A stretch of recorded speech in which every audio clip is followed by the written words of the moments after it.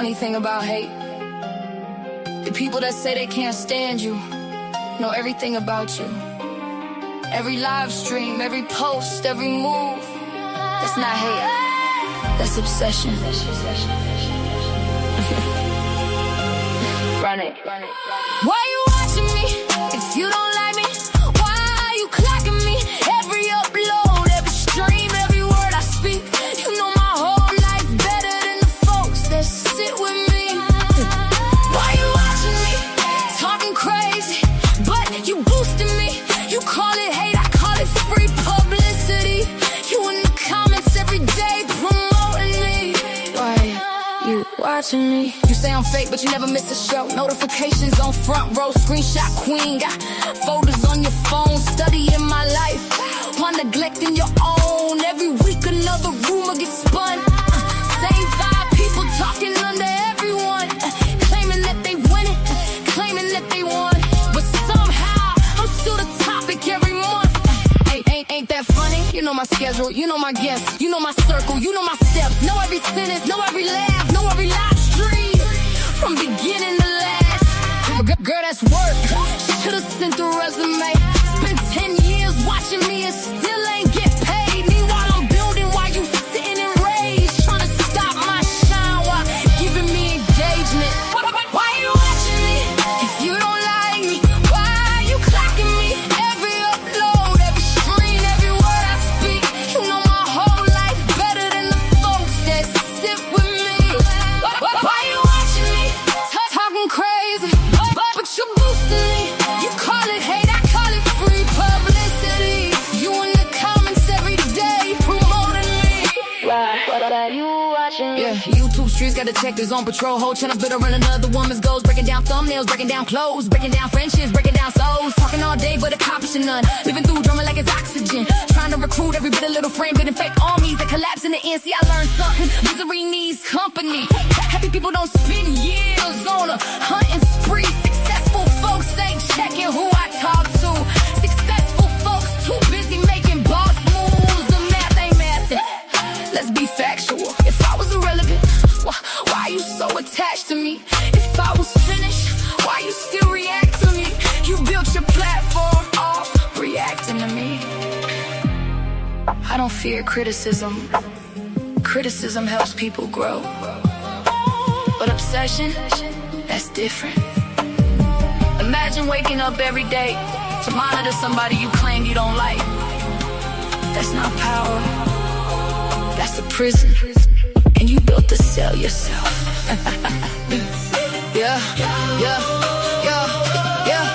God got me walking and I know who I am. Can't no comment section cancel God's plan. People throw stones when they don't understand, but every attack on the strength is the stand. I pray for my enemies, wish them healing too, cause carrying that much anger got a cost to you. While you counting my blessings, I'm counting mine. While you studying my life, I'm improving mine. See the difference? One road builds, one road destroys. One creates peace, one just creates noise. And when the camera's off and the live stream ends, you still gotta face yourself, my friend. Why you watching me if you don't like me?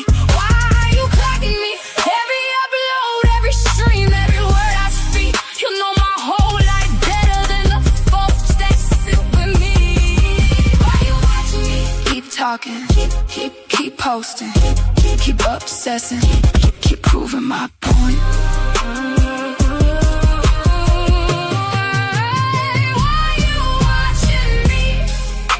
Some people spend their whole lives trying to become somebody.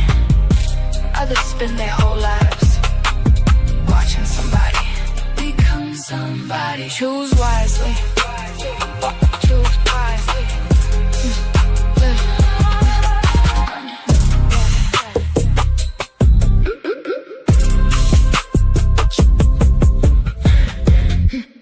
Choose wisely.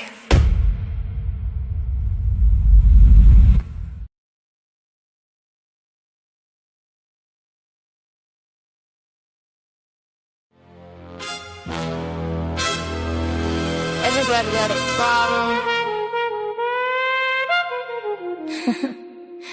Let's talk about it. Why everybody beefing? nobody believing. Everybody scheming, everybody streaming. Started as a work, now the whole thing bleeding. Fake friends switch sides every season. New face, new team, new lie every evening. Everybody hungry for the clicks and the reasons. Views up, drama get the views up. Look, everybody suddenly a journalist now. Microphone tough with the filters and cloud. They don't even know what the culture about. Just smell a little smoke, then they ran in the house. Boxing sector looking WWE. Fake press conference turn reality TV. Started with a live stream, now they selling PPV. Best friends yesterday, now they scream RIP. Cat ding ding ding, another fake rivalry. Cameraman zoom while they build hostility. Comments get toxic, ego get slippery. Now the work turn real and destroy the chemistry. Used to throw punches in the ring for sport. Now they throw friends under buses for support. Everybody got receipts and folders and reports. Whole sector acting like spiritual court. Site DC spilling all over timeline. Screenshots, leak calls, everybody prime time. No context, just captions and headlines. So get traded for algorithm deadlines. And I ain't saying everybody fake, but let's be honest, peace don't pay. We worked it out, get ignored all day, but I exposed him, get 100K.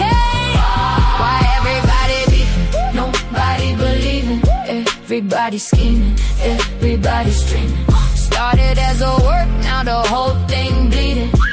Fake friends switch sides every season, switch sides. New face, new tea, new lie every evening. Everybody hungry for the clicks and the reasons. Views up, drama get the views up. See the algorithm hunters lurking in the dark, jumping in beef just to build up a spark. Never put work in, never had heart. Now they commentary kings from a Walmart cart. Everybody got an inside source now, everybody got a truth exposed now. Soon as the views did blow, somehow they manufacture anger just to go viral. It's a circus with ring lights, people losing real friends over click bites. Whole panel screen fights every midnight, then they text backstage like, you good, right? Girl, bye. But the fans can't tell where the script ends. Creators crash out just to trend again. You can see the pain underneath the grin. Souls exhausted, but they live stream again. How many friendships gotta die for content? How many people gotta bleed for engagement?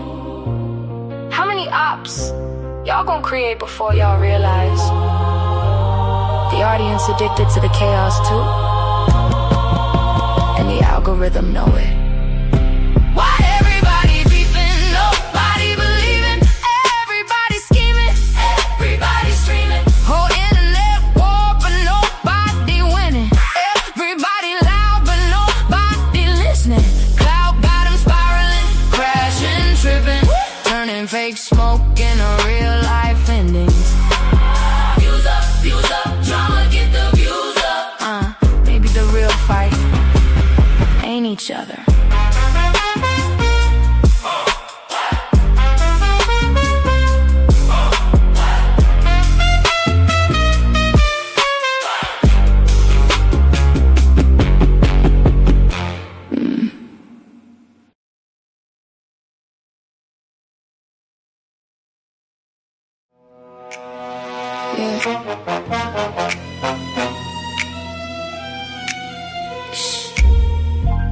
Don't make eye contact.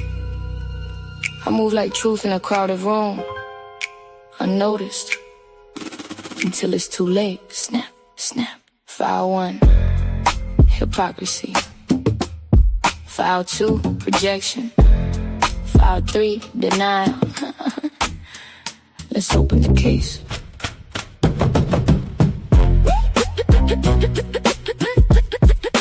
Let's open the case.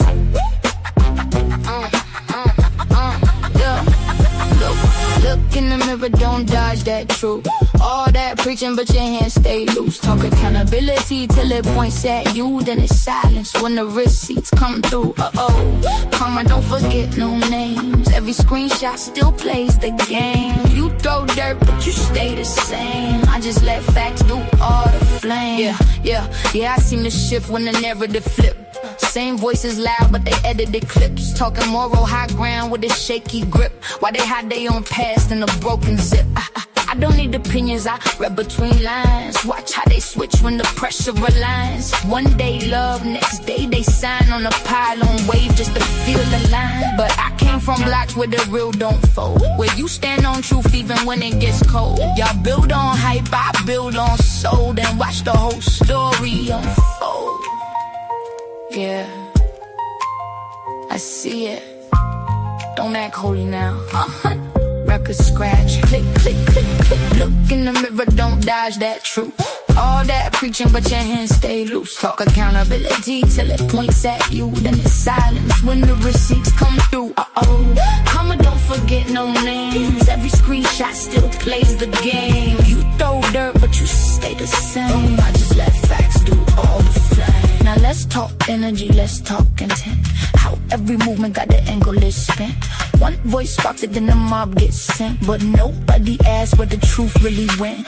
Funny how justice only loud when it's safe, but goes real quiet when it's their own case. I don't chase clout, I don't need that space. I let silence expose what they erase. You can't build real or fake outrage. Can't write truth from a scripted page. Karma's patient, don't rush that stage. But when it lands, it clears the cage.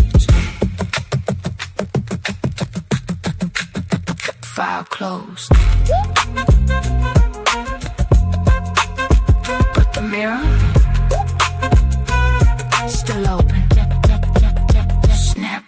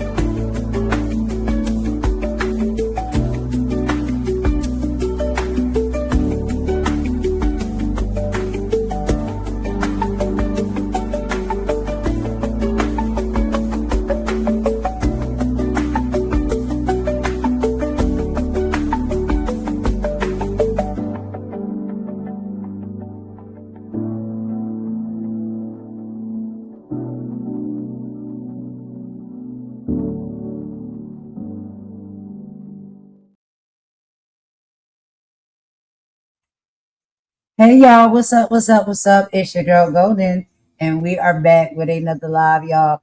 Y'all know we had to end a little bit abruptly yesterday due to some technical difficulties and issues. And I think I'm seeing a lot of people are saying it's something going on with StreamYard. So I guess it's the StreamYard, interrupting the lives and the broadcast and stuff like that. But child, they was giving us some work yesterday.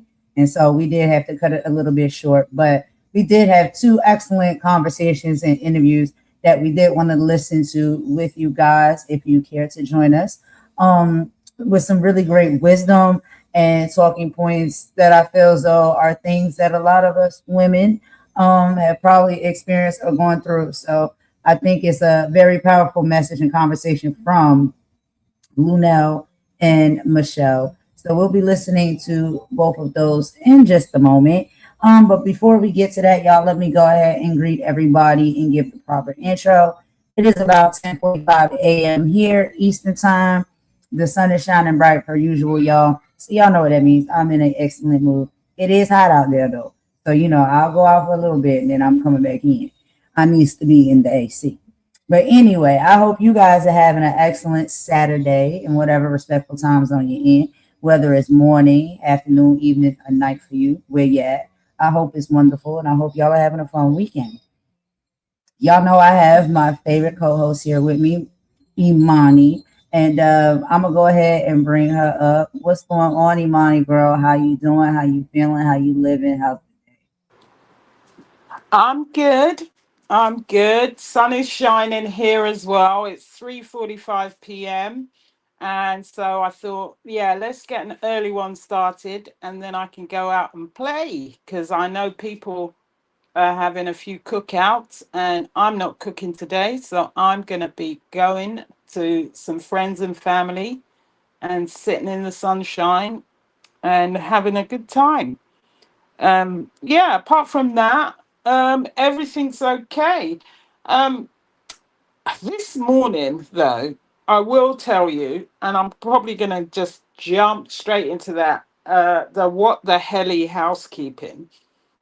I was watching Kimmy's live Kimmy Loves Live yesterday, and shout out to Kimmy Live for trying to keep an orderly panel with well, not unruly guests. There was one very unruly guest there, and it just made me think about what is going on with the unfriendly ghost, because he it's given he's given me got a new name for him, and it's not um Fiddy as in 50 Cent, it's Fiddy as in Piddy, because my guy seems to want to have some sort of virtual freak off on his panels where he's sitting there in the background watching everybody fight. I mean, all he needs to say is more oil and take that, take that. I mean, what the hell? What the hell is going on? He's talking about everybody's business, watching what everybody's doing. It really is quite scary.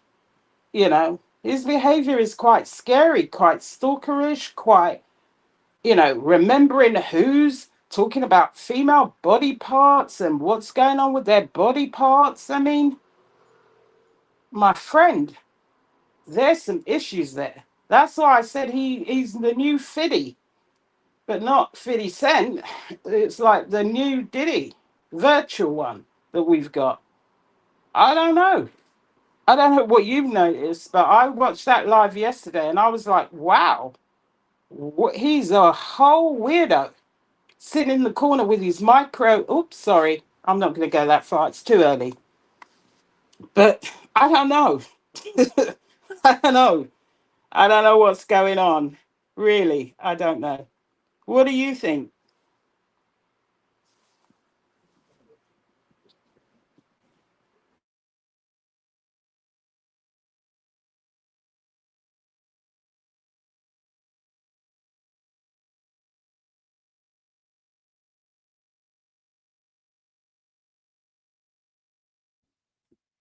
Golden is coming. This is Mama Warrior.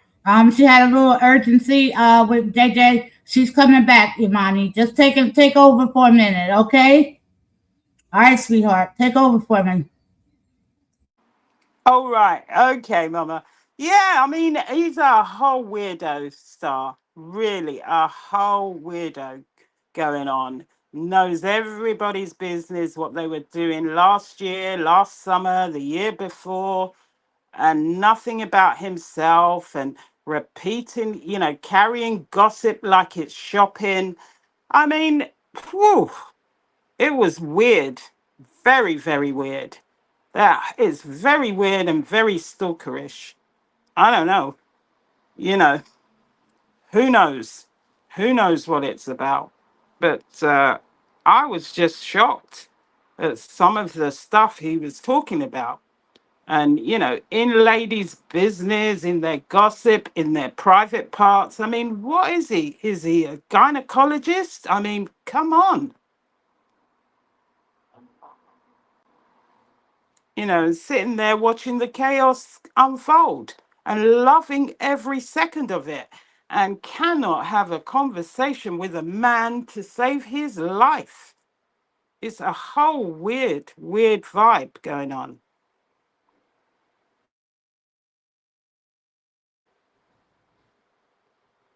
So I don't know. Um, is Golden back?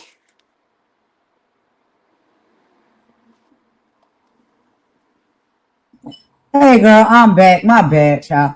So JJ wants to be Superman, and he felt like he was going to jump off of the bed, and then he fell down and hurt himself. So, child, I was Oh, in there trying to control him. So he's fine. He's not hurt bad enough. You know how boys do, jumping off of things yeah. and stuff like No, I was just talking about that. the new Fiddy. Oh, the new Fitty. Oh Yeah. yeah, the new Fitty. He a mess. He a real mess. I've seen him. I've seen him. We've been watching him. Something else. But I feel like there's probably an explanation, as to why he may be the way he is. I don't know. But I watch a lot of movies and stuff like that. And so, I was watching something the other day that's one of my favorite movies. And there was a scene in there, and I think it kind of reminded me of him. You know what I'm talking about? Let me play this audio for y'all real quick. Maybe y'all know What's what the I'm talking movie? I dread to think. Yeah, explain. Is this the about. backstory? Could this be his backstory? I don't know. It could be. I don't know. Let's listen to it and see, y'all. Y'all let me know what y'all think.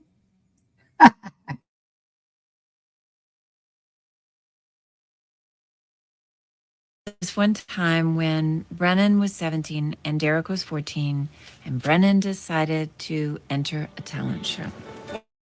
He sang a song from an old pirate musical, but Derek got his football buddies to replace the choir and sing Brennan Has a Mangina. Brennan has a mangina. Brennan has a mangina. Finally, the audience and even some of the nastier parents started singing Brennan Has a Mangina. And I have to admit, for a little while, I sort of joined in as well. From that day on, Brennan never sang again. Derek went on to win the contest by lip syncing Eyesight.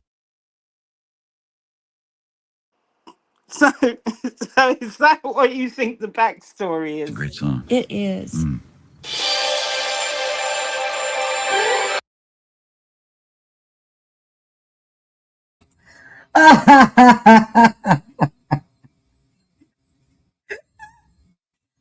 So No, I just basically, remember. Fiddy has a mangina. Is that what you think it is? Child, I can't be sure. But child, something has happened in this man's life. Like what happened? Like, did you get embarrassed on stage during the school play? Like, did your brother, like, did he embarrass you on stage at the school play? Like, what's going on? What's tea? Like, why you act like that? Why do you do that? I don't know. I just seen that scene in the movie, child. I said, it's kind of giving. It's kind of giving. Like, there's something that happened to you, and now it's like, you're mean and bitter and jealous. And I don't know. I don't know. We can't be sure. But yeah, the thing for me is like, what are you trying to see? Women, mud wrestle or something all the time, and that does it for you. Like you get off on that. Like you just sit back there, like you know what you said in your mind. While you seeing all of that, you just sitting back there like what?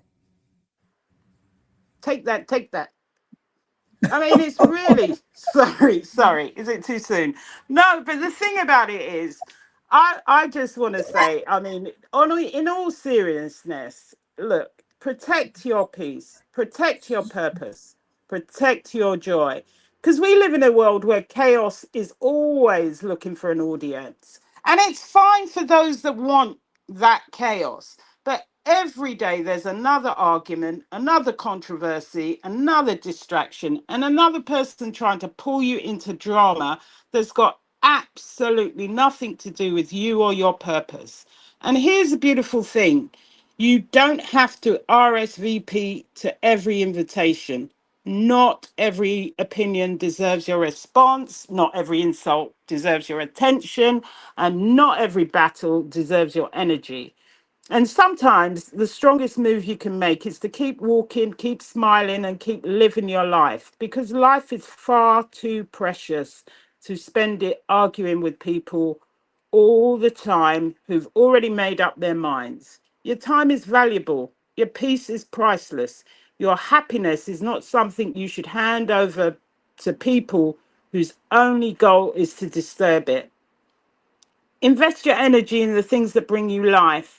Spend your time with the people that make you laugh. Call your family, check on a friend, read that book, take that trip, listen to good music, learn something new, celebrate your wins, no matter how small they may seem, and fill your life with purpose instead of pettiness.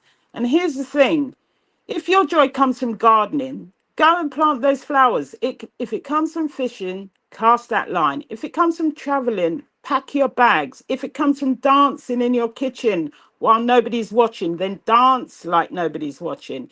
And if it comes from making people smile, keep smiling. And if chaos genuinely brings you joy, well, have at it. Just don't expect the rest of us to buy a ticket to the show.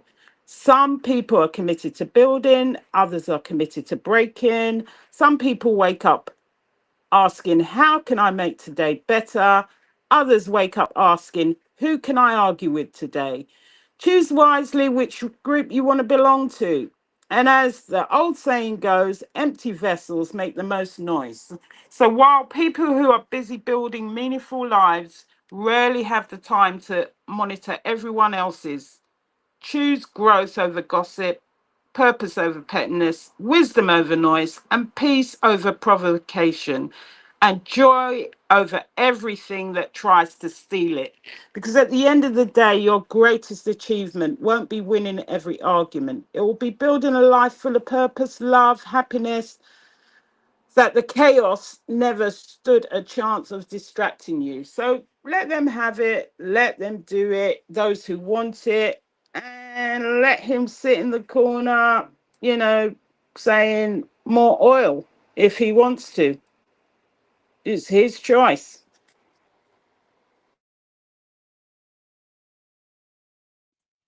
Imani. Child, not more oil. But anyway, okay, so y'all basically, and we know this, right? We can laugh, we can poke a little fun, but we always remember that we're going to keep the love and the united front in the center, right? So, that's what we're really about at the core. But every now and then, child, you got to give a little roasty roast, okay? Because these people try to be out here, starting trouble, causing conflict and chaos, and wreaking havoc. And every now and then, child, we can combat them with a little bit of comedy. And I think that comedy probably going to get you and hit you harder than any type of lethal strike anyway. So, I'm just saying we can do that from time to time. As long as we not hurt nobody, harming nobody, affecting nobody's life, being too lethal, being invasive, being dangerous, all of those things. A little roast and a little jokey joke ain't never hurt nobody. But y'all, we're going to move right along so we can get into our topics for today. Did you have anything else you wanted to add, Imani, before we break down a quick synopsis of what we'll be listening No, we can go straight to the content. to? Okay. So, Oh, y'all, sorry, I forgot to. Sorry, I forgot to do the shout out. So shout out to Kimmy Love's channel, Ralph, Maggie, Cultivate with Kai, Mel's World, Unwind with Teddy, Cups of Conversation. I see 82's sort of turning over a new leaf, really. So he looks like he's doing some different content. Judge Shady, Star, Blueberry, Dropping the Tea. I see Split Media and Lacey doing some stuff over there. Rose Tea and We the People. Listen, I know people have beefs with one another. That is not what we're about. You have a choice to go where you want to if you want to watch people. We are not policing where people go. It is entirely up to people where they go and who they support, and people should just mind their own and let people do what they want to do. I'm just giving some shout outs to people who come here and support, and people that we think that, you can you can watch and get something from their content. We're not in the middle of these fights. The only thing that we ask is when people come here, leave your weapons at the door, because we don't want the fighting in the chats, whether you like people or you don't like people. We're here to have a peaceful, nice lives. That's how we do it over here. Other people may do it differently. That's it for me. Right, right. And one of the things I learned too, and child, sometimes it takes me a long time to learn things. What I'm going to do moving forward, I'm staying out of other people's fights. Okay. Now, if I have an issue or a disdain with somebody, then that's one thing. But if they're fighting with someone else, despite the fact that I may support one or the other, or don't know one and know the other, it's none of my business. Whatever they got going on between each other, that's them. That's a them problem, that's a them issue. And we all adults here, we all can fight our own battles and our own fights. And so I think if we kind of just move like that a little bit more and just mind the business that pays us and keeps us, then we can be in a better space. And I had to learn that over a period of time of me being on the platform. And it's a lesson that it really has downloaded in my mind. I'm staying out of other people's fights. It's unfortunate to see two people that you like fight and you don't ever really know like which side to take or which way to go. But honestly, you don't have to pick a side. You can still continue to support both people because whatever fight they got going on between each other, it has nothing to do with you. So you shouldn't feel like you should have to choose. You can still support who you want to support. And if there are individuals out there that make you feel like you do have to pick a side, then, that's up to you to make up your mind. Do you want to rock with somebody who, forces you or pressures you to make those choices? Or do you want to, rock with people that's just like, look, that ain't got nothing to do with me. That's between them. You know what I mean? I just Oh, feel like, I forgot Polo oh, supports you as well. And Unwind yeah, with Teddy, I think. yep, and unwind with Ted. It's so many. And that's what I'm saying. Like, there are too many content creators and people that we have come encounter with in some way or shape or form that are talented in their own right. Like, they do what they do and they do it well. They have their own personalities, they have their own style, and they can be lovable people. We don't have to hate on one another or feel as though we in some type of competition, because I don't see where is the competition if everybody is different and bringing something different to the table. Where is the competition? No one person is like anyone else, so that person should not, or any of us should not feel like anybody else is threatening our stance and what we offer and what we bring to the table, any of us. Where that starts to happen is jealousy and envy, right? And that's something that I think people got to work a little bit better on. When you're jealous or you're envious of someone because of maybe insecurities you may have or things you feel or you wish you could do, or whatever, then that's when the sabotage starts to happen. And we got to stop sabotaging one another, all because we're different and we see somebody else maybe climbing or growing faster than us, or they're doing something that's really interesting and great, but we may not necessarily know how to do it. All you really got to do is just reach out and talk to that person. Be like, hey, I like how you do your thumbnails. How you do that? Can you give me a little bit of advice? Most of the time, people are not gonna, I would assume, not have a problem with, like, if we stand by each other and help each other grow and be better. It's no issue with that. Like, you don't have to hate on what somebody else does or what somebody else got going on. Like, just communicate. Like, if you like it and you want to know a little bit more and you want to learn how to do it, ask that person. Like, hey, can you teach me how to do this? Can you teach me how to do that? Now, I know there's some people that they will not. They don't want to give up the secrets. They don't want to give up, their skill sets or whatnot to anybody else because they are fearful of that. Like, competition. I know I'm not like that, so I don't care. But if I we could forgot just go different, I think things could get better. I forgot Trevor Green as well. Trevor. Please go and support Trevor Green. You got to support Trevor. Trevor has got some fantastic videos, and Yeah. Trevor Green as well.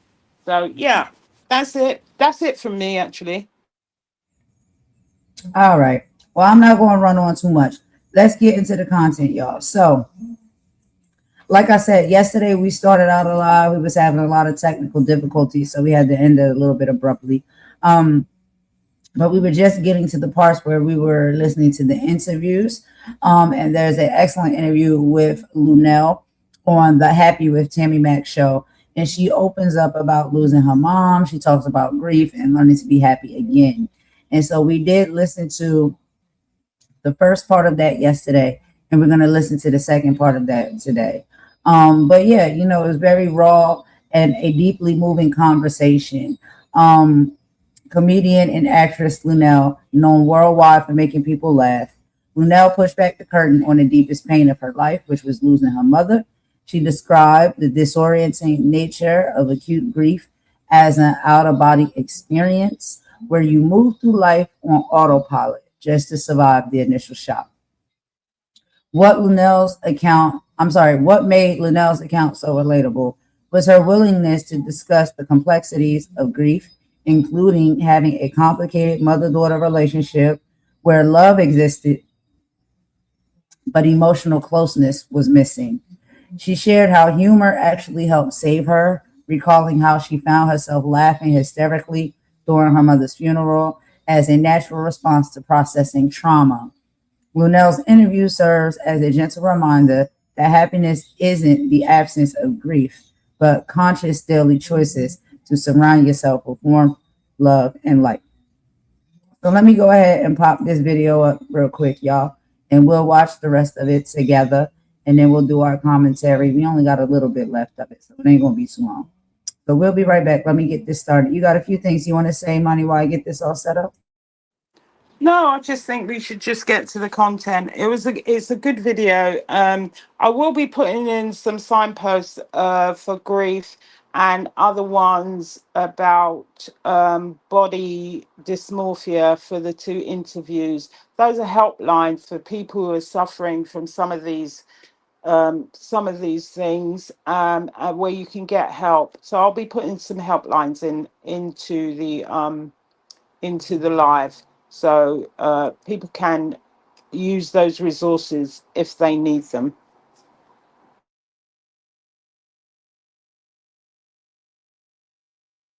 All right, thank you for that, Imani. All right, so I got everything popped up here, y'all. We're gonna go ahead and jump right in where we left off yesterday, and we will meet y'all in the chat.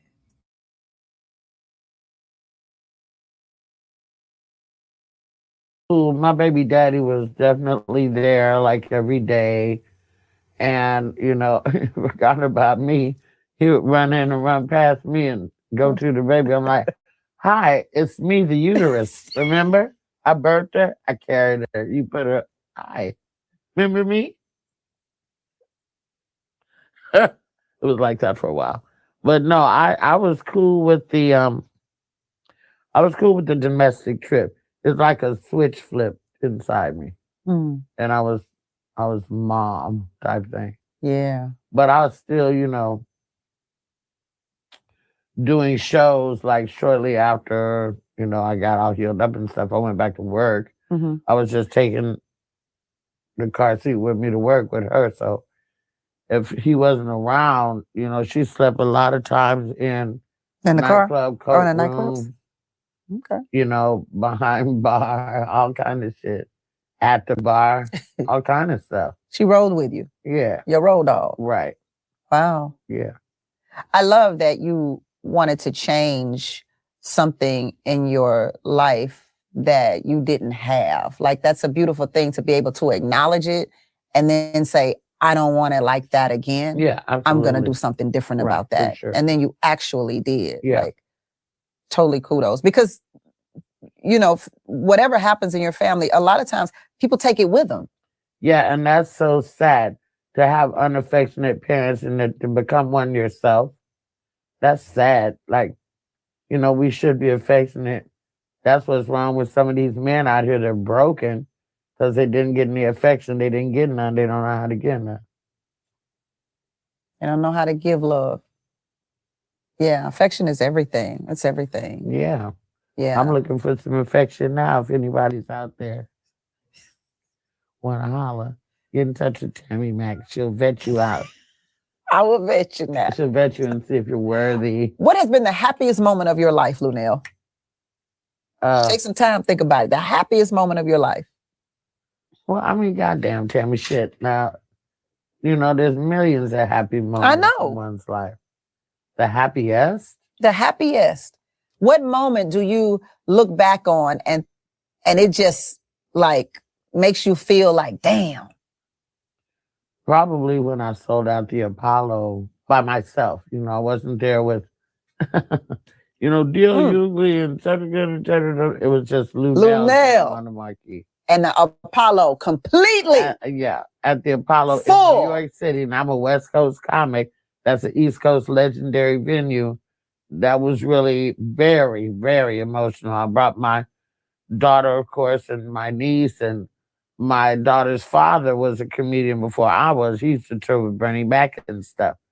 So he had done Showtime at the Apollo, but he hadn't been back to the Apollo in, 40 years. Right. He didn't think he was going back in there. He lived on the West Coast. So I brought him too, so he could reminisce about oh my God, 40 years I was here. I never thought I'd be back here. And now my daughter's mother got the place sold out. It was surreal. It was amazing to love the New York The game. legendary Apollo. Yes. Your name, only name on the billboard. That's correct. Yeah, that was probably one of my proudest moments because it was just me. You know, they weren't coming to see. They didn't know. I brought Kiki Shepard too. Oh, that's dope. Yes. Oh, that was so and dope. we're gonna do it again in May. So, you know, I figured, and I knew Kiki. So, what kind of friend would I be if I was to go back to do the Apollo and not bring Kiki along? I'm not just about myself when I produce these shows. I want to make the best experience for the audience too. They didn't know Kiki was going to be there. They played the Showtime at the Apollo Music when she came out, and she came out and did her thing. And they stood up. And they went nuts. Yeah, they went nuts. I know they did. Yeah. What did you say to yourself? Did you say something to yourself before and after, or before or after? Well, when I first went out, because I'd been on that stage before when the theater was empty. Oh. And I had looked around. And I'd seen all my life legendary acts on the stage of the Apollo. Yep. All my life. And I got a tour there by the guy who was the curator there. I remember Yolanda, it was Christmas time. Yolanda Adams' band was on stage practicing because Yolanda Adams was going to do a concert there later that night. But he took me there, and I went all the way up to the top where the dressing rooms were to see how tight a walk it is to come down those steps to go on stage, because the backstage at the Apollo is not big. They have some new added shit, but backstage at the Apollo is not big.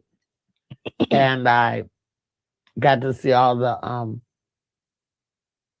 autographs on the wall and stuff like this, because, you know, not only did the Supremes play there, you know, Wu-Tang played there, you know, it's everybody. It's legendary. Yeah, it's legendary. And then Bruno, my heart.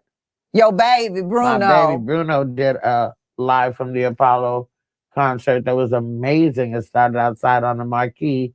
They went inside and he had talked to people in the community and stuff like that. And so for me, the guy, Billy, who works at the Apollo, he was running around. He was so excited. He kept saying, "You're making history. You're making history." I'm like, "How am I making history?" You know, I mean, thank God we're sold out. But what do you mean history? Then I come to find out that another female, there had not been another Black female comic to sell out the Apollo on their own since 1968 when Moms Mabley did it. Wow. So there hadn't been another one until me. 1968. 1968. That's what they said, right? Moms Mabley. Wow. Yeah. And what did you say to yourself? I mean, when I got out there, it was overwhelming.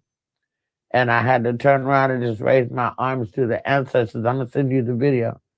And I was like, I can't believe that I'm here standing on this stage alone with the raindrops of Martha Reeves and the Vandellas raining down on me, and the raindrops of the Four Tops and the Temps and the Tops raining down on me, the raindrops of Angela Bofill raining down on me, and I'm standing on the stage and I can't believe it. And that was a very, very emotional night, very proud night for me. That was a very, very happy night. Congratulations. And it was more than professional, it was personally a thing. Yeah, it had to be. Yeah. Oh man. Woo. What's the key to happiness for you? Well, right now, it's just waking up in my house. That is the key to happiness. I done lost so many people recently, and I love my new home in Las Vegas. So when I can wake up and realize, okay, I made it. I made it through the night, and I'm in my house, and I hear my waterfalls rolling, and I'm listening to the music that I want to listen to, and lighting candles and incense and shit around the house and opening my shutters. That really turns me on. What's the last thing you did to make somebody else happy? paid for their funeral. Oh, how did it make them happy if they did? I'm sure they were happy because they broke ass family didn't have the money to do it. What's your happy meal? Tacos. All that good cooking you do, and tacos is your happy meal? Yeah. But I mean, like, not my favorite, but you said happy. Yeah, I said happy. Tacos make me happy. Yeah, you're right. Happy Gumbo doesn't mean makes favorite. me happier. Yes. Okay. Which I already know your happy place. You just said it. In your house listening to your waterfalls. Or is it the stage? Well, the stage is my comfort zone. Ah, okay. But the waterfalls make me happy. Okay. You're happy. And just to clarify about the funeral I paid for, in case they're watching, it's not, there's multiple. There's like a couple of people passed away all at once. And I just made donation because when you don't have all your paperwork and stuff together, now here you are doing an embarrassing GoFundMe or selling fucking chicken dinners or some shit like that. And I just want to cut that out for people. Like, don't do that. Here, let me help you. Yeah. No big deal. Yeah. Yeah. Yeah. You get that from your friend Cat Williams? He's very gracious too, isn't he? He is. Yeah. Your happy show. In my mind? Okay, in your mind. Or real, it doesn't matter. Well. All right, y'all. So we're going to go ahead and stop it right there for a quick commentary break. We don't have much left to go, but we're just going to stop right here because, so many great things were said. But Imani, did you want to take on the lead with this commentary, or you want me to start? I'll let you go first, girl. Okay. Yeah, she started by talking about how motherhood changed her life, and it inspired her to break the cycle of emotional distance. This is a little bit of what we were talking about yesterday, that she experienced growing up, by making sure her daughter always knew she was loved and appreciated. And she talks about being an openly affectionate parent, and saying something that's really important, that children should never have to question whether they're loved. She also talks about what a lot of us have to do, balancing parenthood with work. And she often took her daughter with her.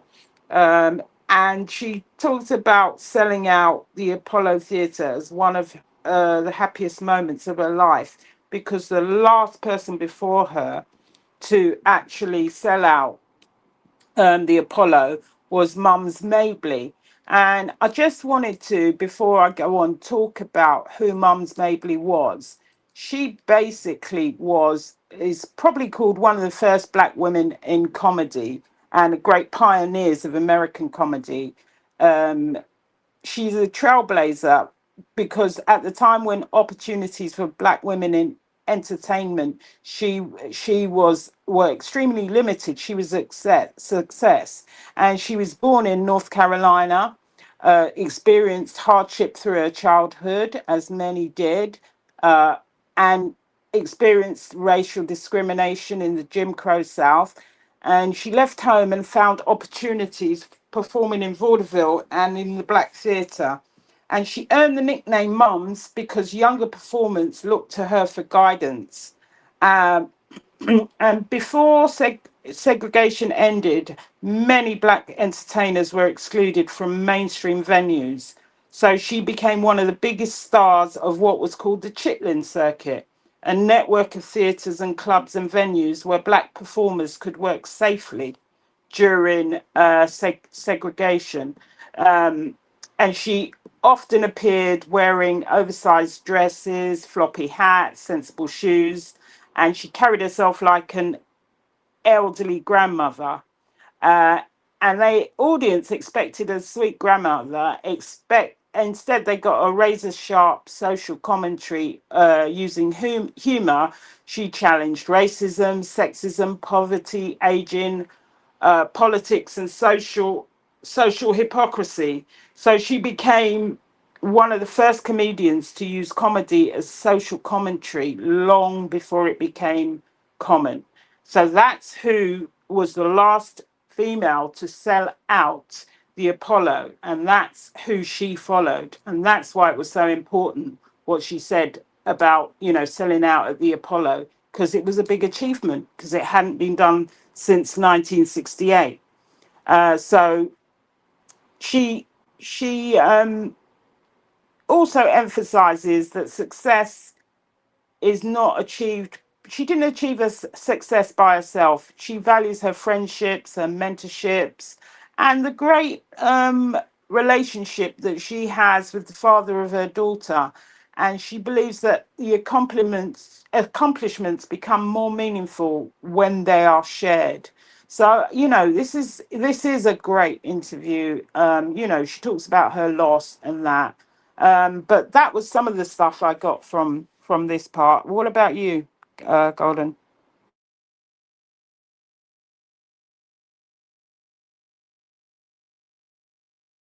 Oh, sorry, I didn't unmute the mic. But yeah, no, just a lot of the same things that stood out to you stood out to me as well. It was very interesting, and I know, I guess a lot of parents may feel that way or may not feel that way. When Tammi Mac said, "What was the happiest, day of your life, or like your happiest achievement?"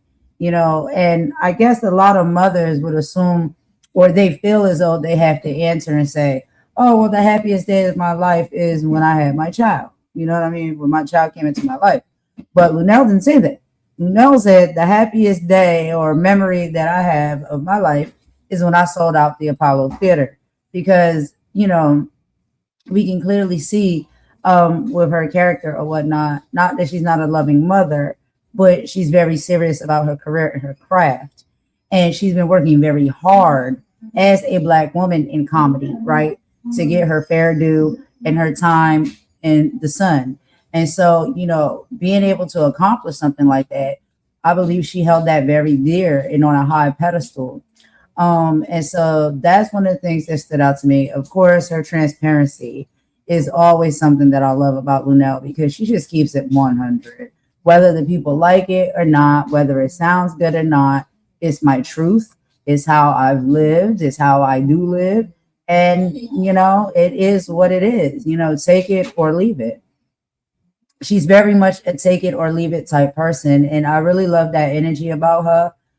It's very, actually inspiring, because, and then you also got to remember, she is a fine wine woman. She's been through a lot and seen a lot, and in life we will learn that as we navigate, and the older we get and the more fine wine we get, there's a lot of things that you're just not going to care about as much, and we can clearly see that she is in a space where she is truly happy, and she is truly, 10 toes down, and who she is, how she moved, what she did, what she been through. That's a story. End of story. You don't like it, kiss my you know what.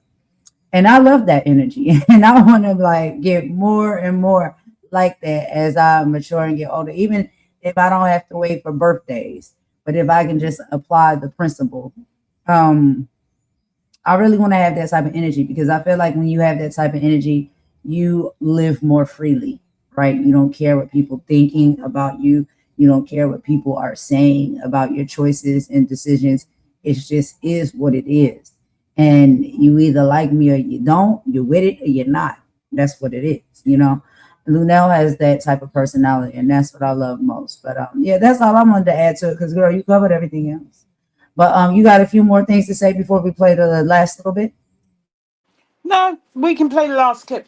Last clip for this interview. It's really a great interview. I would say to people, go watch this, because there's stuff on grief, and oh, you can listen to us yesterday, because we did have a few moments about our grief and our loss, and some stories on some funeral stories. But yeah, no, let's just get play the last part. All right, let's get back into it. We're gonna meet y'all over in the chat. What do you mean? Like, what show do you watch that makes you happy? Martin Living Single, Jamie's old show, and Different World, and all those. The Winds, Uh-huh. stuff like that. I think everybody's favorite episode of Different World is The Wedding. Baby, please. Yes, that was amazing. I saw it just recently. And then also Martin and Gina's wedding Right. on Martin was great too. Brian McKnight performing, yes, sang on the beach, Yeah, and for that sure. was great. Then Overton and Sinclair's wedding was great. Okay, yeah. What is your happy song? Happy. For real? For real. Okay. I made my friend so fucking sick. Alex wanted to choke me out. He's one of my old security guards. I played Happy. Okay. I still do. If I'm pissed off, Happy can make me happy. Oh, okay. Because it's like a gospel song too, and you always find a new harmony. Yeah. And I'm one of the few people who have watched the entire 24-hour video. Yeah. And then I got attitude. Girl, I don't think I can ever sit down and watch that 24-hour video. Some people don't even know there's a 24-hour video to Happy. Yeah, it's 24 hours. It's crazy. It's hard to explain. And then I got jealous of the people who were in it that I knew. Because you're like, I should have been in it. Yes.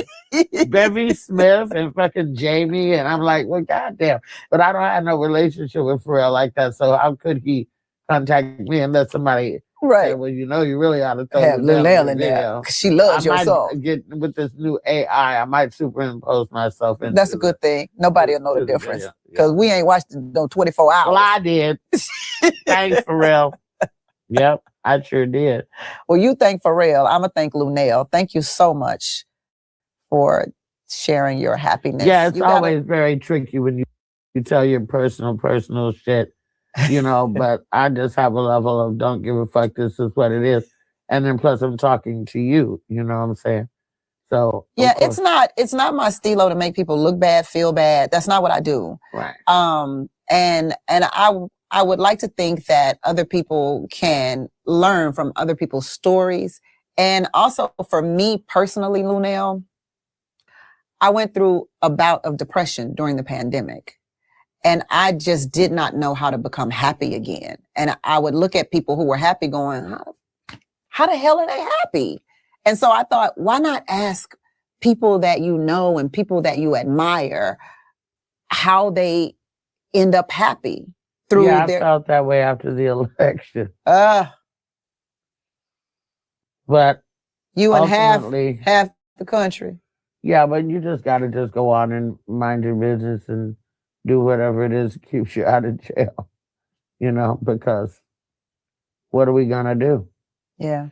And that whole political arena, you know, I think that for a long time I felt like this is just to pacify people and make you think you have something to do with it when you really don't. Because, you know, we all need to think that we matter when we really don't. I think they already know who they're going to put in and all that. But when Obama won twice, I know we must have had something to do with it because America, but it was just the time too. You know, it was definitely the time. Timing is everything. Yeah. And it was just his time.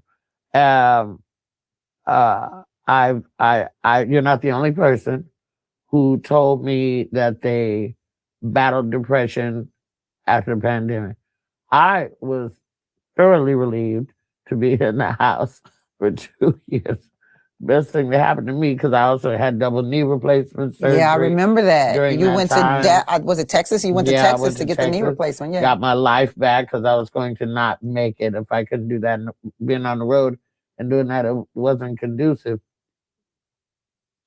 You know, we lost a lot of people during the corona, just like we did during Katrina. Yeah, and it was very, very, you know, like I and I know that you're about to end this. When I got this little rusty, when I got this Prince tattoo, I didn't really get it for Prince. I got it because George Floyd had just been killed, Ahmaud Arbery had just been killed, My white friends weren't acknowledging or saying anything. They fell silent. Wow. That was depressing. And I felt like we was in a revolution. And I knew that Prince had a band called The Revolution. So I said, I'm going to get this on my microphone hand to remind me of this time in history that we went through, not just because of Prince and his music. Right. And then I felt guilty because I loved Michael first, and all my life has been Michael Prince. Michael, pick one. So I didn't want to do that. So that's how come I got That's why you got the bad on the other and hand. I got them both. Well, Luenell, you a bad girl who creates revolutions everywhere you go. So thank you so much for staying true to who you are. And thank you for being a real friend too, because you are. When I call, you answer. Yeah. And I appreciate that. You, Tammi Mac. And if you haven't tried her zucchini, fucking vegan spaghetti shit, whatever, have her make it for you. Don't be making people think I'm a vegan. I'm sitting over here with all this thickness. Vegan spaghetti string, squash spaghetti. She wheeled me in for that shit too. Yeah. She calls, I come, but I never know what the fuck's really going on. She never knows what's going on, but she still comes. This out, she still comes. I still come. I fucks with you, Tammi. Thank you, Luenell, and thank you for making me happy. Oh, do I make you happy? You do. You absolutely do. Well, there you go. Thank you. Luenell! Pew, pew, pew, pew, pew, pew, pew.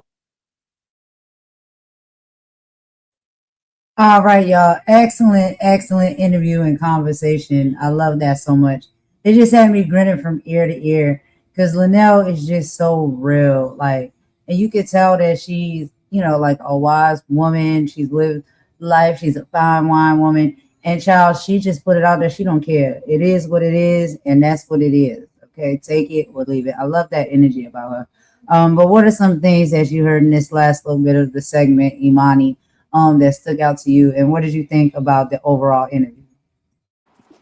Yeah, I thought the overall interview was great. I mean, she says some really key things in this last part, talking about enjoying peace, listening to music, lighting candles, and appreciating the simple privilege of being alive.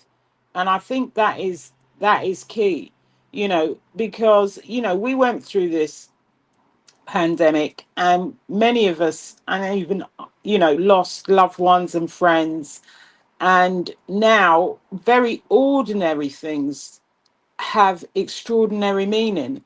And so she suggests that your gratitude grows after life's losses. And I can say that, having lost two people very close to me within weeks of one another within the last 2 years, and appreciating every day and every moment that you have with people that you love and care about. It's really important. And the other thing she talks about is helping people with funerals, and she talks about Cat Williams, um and talks about his success as well, um how it should be measured by how people help people when no one is watching, because he apparently does a lot for people behind the scenes without boasting about it and saying, look at me. The other thing she said that really surprised me is that Happy has a 24-hour video. I didn't know that. I don't think I would watch it, but she said that was her happy song. And like I said, there's simple things she talks about watching things like The Martin Show, Living Single, and A Different World. All these things you can relate to, because they are things. I think the thing that would have depressed me most during that pandemic is if my Netflix or any of my movie channels or my my my stuff went down. That would have been depressing to me, because that is what I depended on, watching stuff that I hadn't seen. And it was a really, really hard time, because I'd just come back from Jamaica just before we went into lockdown. Thankfully for me and my other half, but we came back with quite a lot of rum and quite a lot of cocktail mix. Unfortunately for the people we bought it back for, they didn't get it, because we had cocktail hour every day. But but and watch movies and stuff. But he was working, because of his job. He works where key workers work because he's an engineer, and he was having to go out there every day, and it was quite a worry because he was, he was out there every day and having to work throughout all the uncertainty. But I know that a lot of people I know were, they suffered a lot because it was difficult during, the lockdown. But thankfully we've come out of that, and it's appreciating the simple things, I think, after that, because that was something we never thought we would live through. But it was a really, really great interview overall. She shares a lot about her grief, her childhood, her success, and she keeps it real. And she's got an extraordinary career, and she, tells it simply in language we understand. And I love this interview, and I would watch it again. And thank you once again to Tammi Mac. It was Tammi Mac, wasn't it? Yeah, for this interview. Please go and support her channel, subscribe, share. She's got lots of interviews. It was a great interview, and I love Luenell, actually, because I think she's a great comedian as well. Right. And, like I said, I second everything you just said. And, when I first started watching Tammi Mac, I think she was on, what is it? What is it? The segment that they had on Fox where it was like black shows. You know what I'm talking about? What's the name of that? I forgot the name real quick. But anyway, she had a show over there on like Fox. But it was like they had a lot of black creators that had like shows or whatnot. And she used to talk about politics and things like that on that show. And so coming across this one, a show that I believe she decided to go and do independently because, a lot of those black shows on Fox didn't last. And so, one by one, they picked all of them off. It was TGIF over there and a lot of other great shows that were predominantly black, that were talking about some serious issues within the world and the community in their own way, in their own style. And once those shows started getting canceled, a lot of the correspondents started to go the independent route. So this show here with Tammi Mac is her independent show. And again, COVID or CVID did have a lot to do with that. But, there's other things that come into play as well. But we won't get into all of that. But, yeah, once she started the show, what stood out to me that she said to Luenell was during that time of CVID, it was like she was very heavily depressed and she couldn't figure out like how to be happy. And she saw other people navigating through that time and that situation. She was just like, yo, how do y'all continue to be happy? Like, how do you keep your level of happiness? And that's what inspired her to call her show, entitle her show the way she did, and ask the questions and, set the show up the way she did.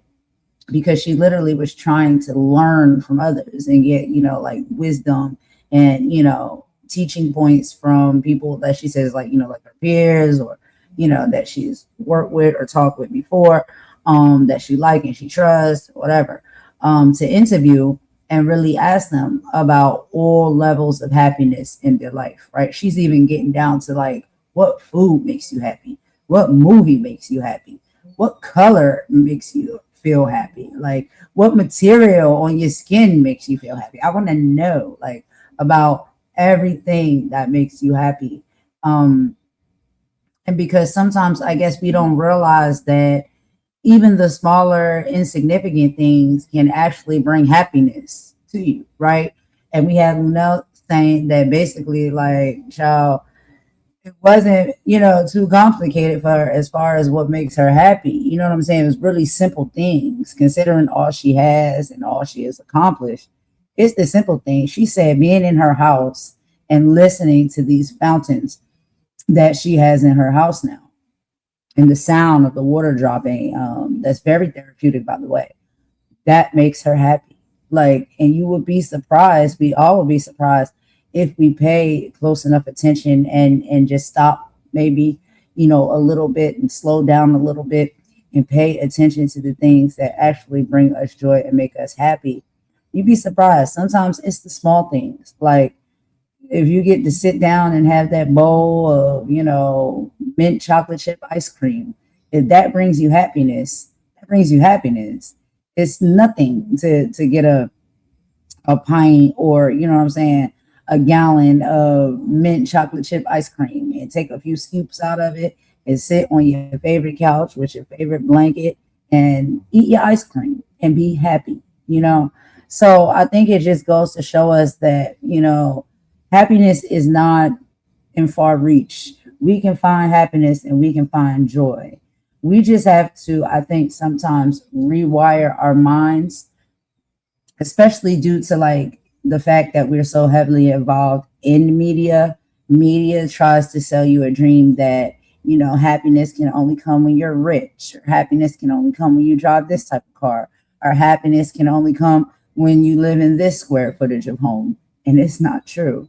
And, I've had a lot of people, that have even asked me sometimes, like, you always have like a smile on your face. You always are trying to see the positive in the situation. Yeah, because that's where happiness stems from, right? Despite what you're going through, what your circumstances are, how much money is in your bank account, how you live, how big your house is, what kind of car you got, if you don't got a car, you cannot allow those outside things to define your happiness or regulate your happiness. You have to find happiness and joy from within. You have to understand that things will go and come. And if your happiness is dependent on that, then it's always shaky. If you want a consistent joy and happiness, it has to attach to something that's consistent in your life. And I just feel like, I've been through a lot. A lot of us been through a lot. And I'll probably get better at it. But as I'm on this journey, I'm finding a way to find happiness in whatever it is that I'm going through and whatever it is that is happening and whatever circumstance it is that I'm in life. Because I believe that the Creator wants that for us. But we have to learn how to wield that power. We have the power to decide, despite if the lights is off, the water is off, whatever it may be, right? Because, we all done been through some things, okay? We still going to find joy. We still going to smile. We still going to laugh. We still going to have happiness. You know what I mean? And so I just think those type of lessons are very, very important. But Imani, you can go ahead if you have any final thoughts before we take a quick song break, and then we'll get into our second topic. No, we can go straight to the song break and get into the next topic, which is Michelle Buteau. Absolutely. And what another powerful story, because she will be speaking on, a lot of things that I think, will be probably resonate more with women, just to be honest. But, things that we probably all have experienced and going through. I will give y'all a synopsis of that after we come back after the song break. But let's take a quick break, y'all. I'm going to get some water and we'll be right back. Thank you so much for rocking with us. We appreciate each and every one of you. And shout out to everybody who came in to join. And I know Daisy said she was taking some time off because, we have to make sure we're paying attention to our health and our stability, mentally. Sometimes this internet and these social media platforms can be a bit much, but it's never worth, getting sick and, being stressed over to where you're not feeling well. So let's just send prayers and well wishes to Daisy. Daisy, get some rest, girl. Take you some time off. And, child, the platform will be here when you come back. You know what I mean? So anyway, let's go ahead and get into this song, y'all. And I'll see y'all in just a bit.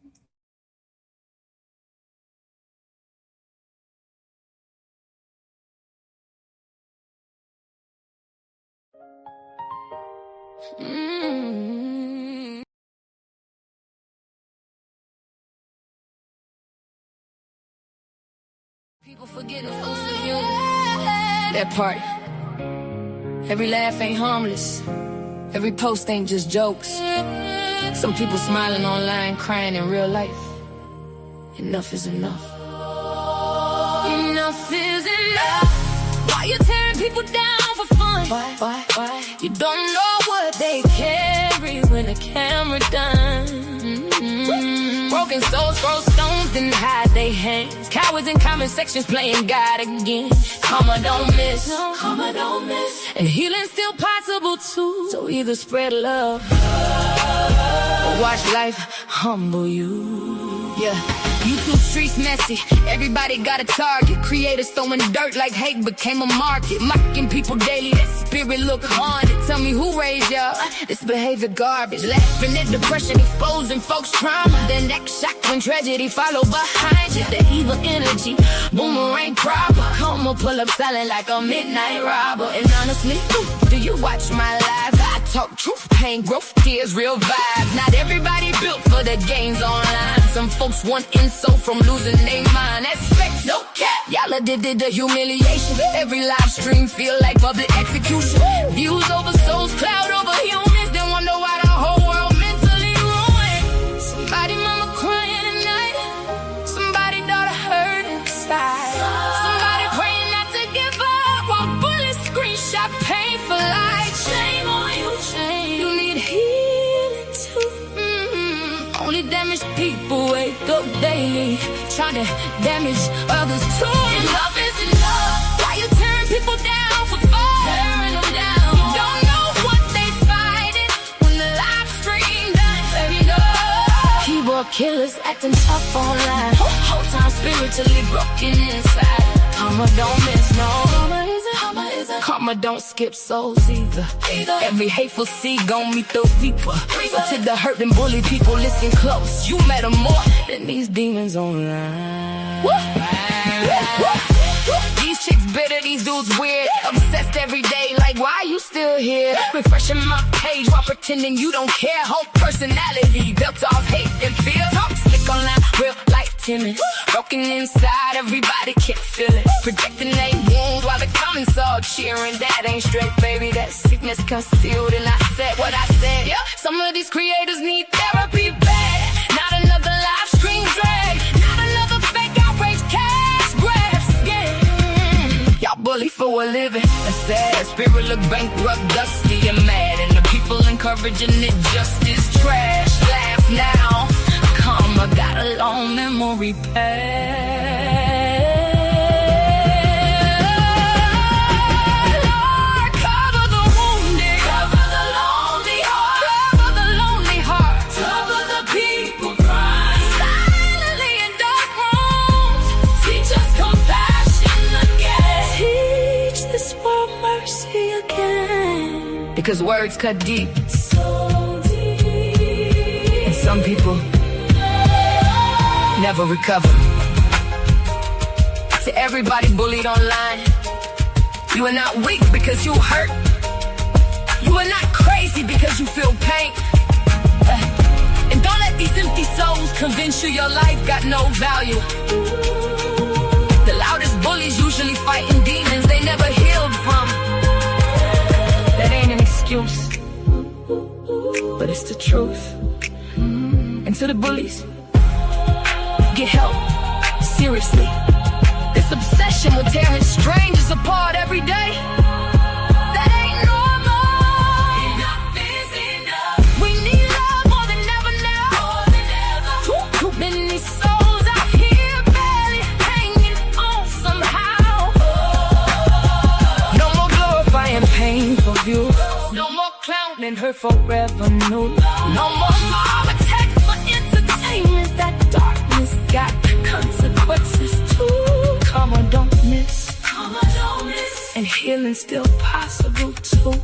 So either spread love or watch life humble you.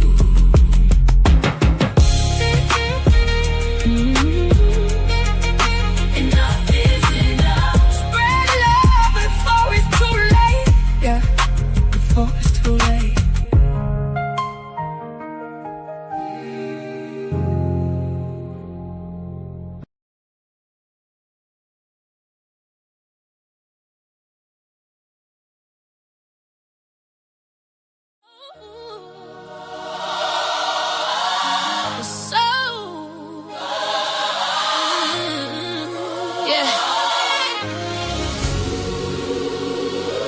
of humanity cries.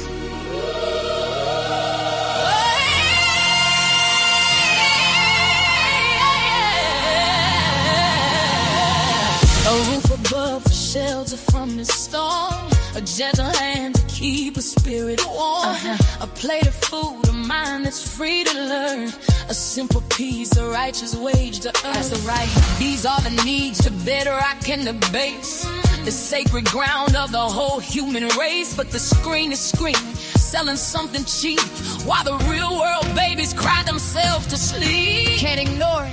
We are human. Blood and bone and soul. Say it loud. With a right to be loved. The right to be loved. A right to be made whole.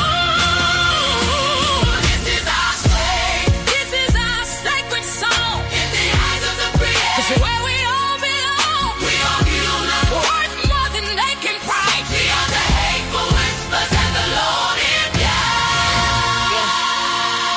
Yeah, they're painting pictures, twisted and unreal, teaching our children how they ought to feel. All that value's in the label on your shoes, or the filtered life you desperately choose. They magnify the hate, they celebrate the greed, and plant a poison to suffocate your weed. We gotta reach our children, pull them from the glow and show them a beauty that the media don't know. Let them know. No tech division, the mission of the television, spitting division, a mental prison. Got the youth chasing life's addicted to the feed, ignore the hunger, the fundamental need. They love your vitals on the digital stage, putting the future artists in a ritual page. Now they gotta break the cycle, gotta cut the cord. The real word is powerful, mightier than the source. We teach them about their history, teach them about their grace, teach them about the power in every single face. Let's go. We are human. Loud and blown and soul. Everyone got a right to be loved. Got the right to be loved. A right to be made whole. This is our story. This is our sacred song. In the eyes of the creator. Where we all belong. We are human. Worth more than they can price. We are the hateful whispers and the loaded gun. You will build a world where every voice is heard. Every single one, from the suburbs to the curb. Love is not a whisper, but a mighty thundering wave. A word of action, breaking leather chain. A word of power, washing out the pain. It ain't a feeling, it's a verb. It's watching you, for me, for them, for us, for you. 'Cause they just a track, just a call to action. For every mother, father, every single fraction of the community holding it down on the ground. Time to get loud, make a revolutionary sound. Look your child in the eye, tell them that they matter. Tell them their spirit's something that don't lie and shatter. For the mountain is the weapon, love is the shield, and the truth is the harvest. We gonna grow in this field, yeah. We are human. Oh yes, we are. Teach for children. Learn power. Teach for truth. Reach where you hit the roof in a fruit. See the fruit. We are human. A right to live. Right to live. Oh. Teach the truth. Reach where you hit the roof. See the fruit. We are human. Single soul on this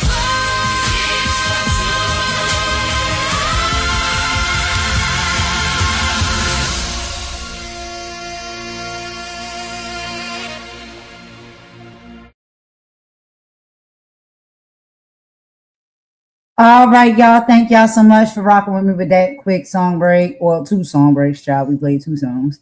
I had to grab the little man some chicken nuggets, child. He always begging for chicken nuggets. He gonna turn into a chicken nugget. But anyway, y'all, we are back. We are back. So we're gonna be getting into the part 2 of the live, y'all. And let me just give y'all a quick brief synopsis of what is happening in this interview. So we will be listening to none other than Angie Martinez. I love her as well. And she has an excellent platform and podcast where she does interviews with some great people. Probably a lot of your favorites. But on this episode, she is talking to Michelle Buteau. And on our second story, this brings us to her story, right? Michelle is a comedian, a star, and creator of, the Netflix survival of The Thickest. She delivered a masterclass in body confidence, self-advocacy, and living without regret.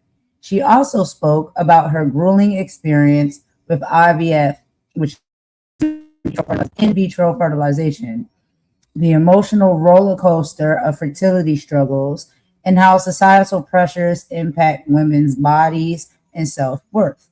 Rather than letting those challenges shrink her, Michelle used her platform to champion radical self-love and body positivity for women of all shapes and sizes. Her conversation with Angie Martinez highlights what it means to take ownership of your own narrative, embrace your journey with zero regrets, and build love and career success on your own terms.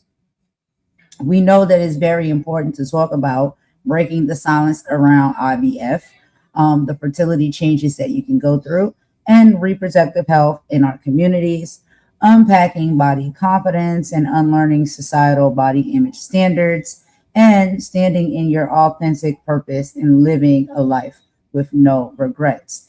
And so we will be starting that video from the beginning, y'all, because you did not get a fair shot of really listening or hearing some of our commentary yesterday due to so many technical issues. So we have decided to start it from the beginning, and we didn't get that too far into it yesterday anyway. I think it was only about 10 minutes in before we had to abruptly end. So we will start from the beginning and listen together and commentate with one another in the chat if you desire to do so. But before we go ahead and get into this, Imani, did you have a few things you want to add? No, we'll just get into the video and we'll do the commentary as we go along. I'm good. All right, girl, let's go ahead and get into it. Let me pop up my banner here. Give me just a sec. All right. And yeah, we will meet y'all in the chat. Let me know what y'all think about this conversation. Are you disappointed that maybe people didn't show up numbers wise the way they should have? It's a bigger question about society. It's why are we not showing up for women, women of color, queer people, fat people, brown and black people?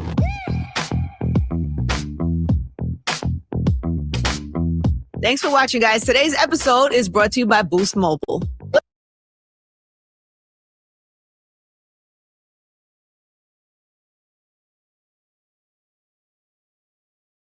A career of telling it like it is. From beauty standards to dating to motherhood, she has never been afraid to say the quiet part out loud and make us laugh while she's doing it. She's carved out a lane that is entirely her own, from making history as the first woman to film a comedy special at Radio City Music Hall. That's right. That's pretty cool. Thank you so much. To adapting her best-selling essay collection into the hit Netflix series Survival of the Thickest. She is now back for her third and final season. Please welcome Michelle Buteau. Also, I gotta tell you, What? it's not a New York Times bestselling book. It's a best-selling book. Yeah, but It's somebody's best-selling book. But I love that people think it's a bestselling because it sold pretty well, but it parlayed into something bigger than I could have imagined. And so that's why I always tell people, don't do something for a list. Wow. Do it the way you want to do it. In the time when the books came out and it Yeah. wasn't, and it didn't hit New York Times bestseller, Yeah. did you think of that as something like you didn't achieve a certain? No, 'Cause I you don't. learned that it worked for you, but in the Yeah. moment, sometimes we want something that we think is the important Yes, thing. I never wanted it. Like, You I didn't didn't want mind it? if it happened, but I don't like when people put an unrealistic expectation on something that hasn't happened yet. Mm. That's like, I can't wait to have sex. I hope I have an orgasm. Mhm. Why don't you just enjoy the moment instead of worrying about the competition So if you of have it? sex and don't have an orgasm, Yeah. are you disappointed? No, because I'll figure out how to get there, but I'm just happy that I did the act because now sex for me is more about like mental health than anything. Okay, we could go down this road today. There's so much. I got a seatbelt. I got an emotional seatbelt. I know the sound guy is just like, uh-oh. But I also I like, love you. don't do something for a list. Don't know? do something for a list. But always have an orgasm. but always have an orgasm. But if you don't, know that you can still Yes. and enjoy the process. Yes. That's pretty good. Yeah. Your process has been a long one. It has. I said this to Brittany before we came in. I was like, being on your show is not the first time I met you. And you don't remember the first time we met. I'm going to remind you right now. And you're going to remember. The year was 2013. We were Wendy Williams? No, we were both guests on the Bethany, Bethany show. In 2013, we were on some panel talking about God knows what. Yeah. But when I think about this, number one, I just pulled up the picture today and my hair is, I can't even believe somebody let me on TV with my hair. You were the super cutest. You were, I promise. I'm going to show you the picture. You were very cute. Okay. I can't remember for the life of me what we talked about. Right. But I remember the feeling at that time. I was probably still chasing dreams of like having my own talk show. Right. I still thought that was something I needed or wanted at that time. Right. That later changed. Yeah. But that feeling of like, and then seeing you at that stage in your career where you're like comedian, successful, but I could feel you chasing something. Yes. That's the only reason we would both be there. Yes, the hunger, the light, and also like, it was a New York show. And I do love that Bethany opened up her panel to people that didn't look like her, that had different voices than her. Mm-hmm. And that's what made it a really great New York show. I remember meeting you and I was just like, I can't believe I'm here. Like, no, stop. No, truly, because I grew up listening to you. And so you've shaped like some of my, adulthood, my youth going into adulthood. Right. And so I'm just like, I can't believe, like, I really feel like that was kind of like a little, like I made it mark when I started sitting on stages with people that I admired. So that was really cool. And I ride for Bethany because I remember doing her show, didn't have any money, would go to Macy's to buy blazers and then return them right after I did the show. And one blazer I wore, it was like a cape blazer and it was cool. Didn't button. You got makeup on it? No. Oh. Macy's returns everything, by the way. Really? Even with the makeup? You know what I mean? You don't even need a receipt. And I remember her saying that blazer is nice on you. I'm like, it's $110. I can't afford it. And she's like, you should keep it. And I'm like, Bethany, I'm not you. I can't afford it. And as I was packing up to go, one of her assistants gave me cash out of the petty cash. And she said, Bethany said, this blazer looks good on you. Oh my God. And the blazer doesn't fit, but I still have it. So did you return it and still keep the money? No! I'm just wondering. I still have it. You still have it? No. That's a sweet story. Okay. Yeah. Okay, Bethany. I know. Bethany gets a lot of shit because she's like free with her mouth sometimes and pisses people off sometimes. Yeah. And as I said to you when you walked in, one of the things I admire about you and women like you is comedians especially. Mm-hmm. You have to have like created a world where people expect you to say whatever you want to say. Yeah. And I don't always do that. I'm a little more careful. I care about people's feelings. And Right. I feel like I have to be kind of diplomatic and I try to be, and sometimes you just want to let them know. I want to let motherfuckers know. Yeah. I get that. I understand. I'm not saying I can't or I wouldn't. It's just sometimes I haven't really I do create a platform where I could share and be vulnerable and be honest. I always try to be honest. Yeah. But when I feel like being petty or talking some shit, like I don't necessarily feel that would be received too well because something else is expected. It might be healing. You might for be me and for others. or for others. Yeah, for everybody. Because you have to sometimes you just got to get it out. Now, look, the good thing about comedy is I am going to say the thing, but I'm also going to keep people's feelings in mind. And I think that is the huge difference between punching up or down. What am I saying and who am I saying it about and what am I saying it for? And also, I'm going to make it funny, which is like, what a gift. But sometimes you just got to say that shit. You got to let motherfuckers know. I'm not the one about the two. Have you ever said that shit and regretted it? Sure. Yeah. Not in a special. Not in a comedy special. No. By the time it gets to the comedy special, I said what I said. Sometimes I name names. But I'm a good person. And people make mistakes. Okay. But sometimes you just gotta say that shit. Yeah. Say that shit. Good. Sometimes you just gotta say that shit. If you have a platform and you can speak up for people that can't speak up for themselves. Yeah, that I get for sure. Say that shit. Yeah. I'm talking about the shit that is like doesn't really help anybody. That's the shit I don't say. I like that shit. Yeah. I'm not necessarily afraid to say some wild shit if I think it's for the good and going to help somebody. Right. But just to talk shit and be petty and be funny, I think, I don't know, I admire people who do that. Yeah. Who are so free to just say I whatever. really miss Wendy Williams. I think Wendy was a prime example of that. She Yes. would say shit with no regard for how it would hit the ground. And then have him as a guest on like a month later and roll the video back. It's like, oh my God. Yeah, so funny. One of one, like truly. Ate crow one time. Legit ate crow. Yeah. Yeah. Has anybody ever run up on you about something you said? Has it ever rubbed something wrong? Yeah. Hmm. Yeah, a few times. Not a story you want to share today. Not really. You don't want to. Did you see the look on my face? I was like, I felt it. I pay attention to vibes. I felt that. She was like, please, God, no. Not a good idea. yeah. Hey guys, today's show is brought to you by our presenting sponsor, Hard Rock Bet. Being rebellious doesn't mean quitting your job and moving.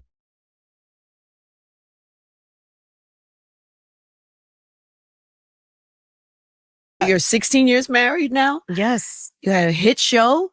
Yeah. A hit show. Yeah. It's not a small thing, I think it's pretty amazing. right? Yeah, I gotta take it in sometimes. You do. I do, because when you're so busy taking these bricks and building this house of love and opportunity, sometimes you're like, ooh, my back, my shoulder, and you can't see what it is. And then all of a sudden, one day you wake up and it's a beautiful house and everyone's left. And so now the end of season 3 feels like I'm an empty nester, you know? However people describe that feeling is what I feel. Like, this has been my whole life. Like, I started coming up with the idea of writing a book in 2015.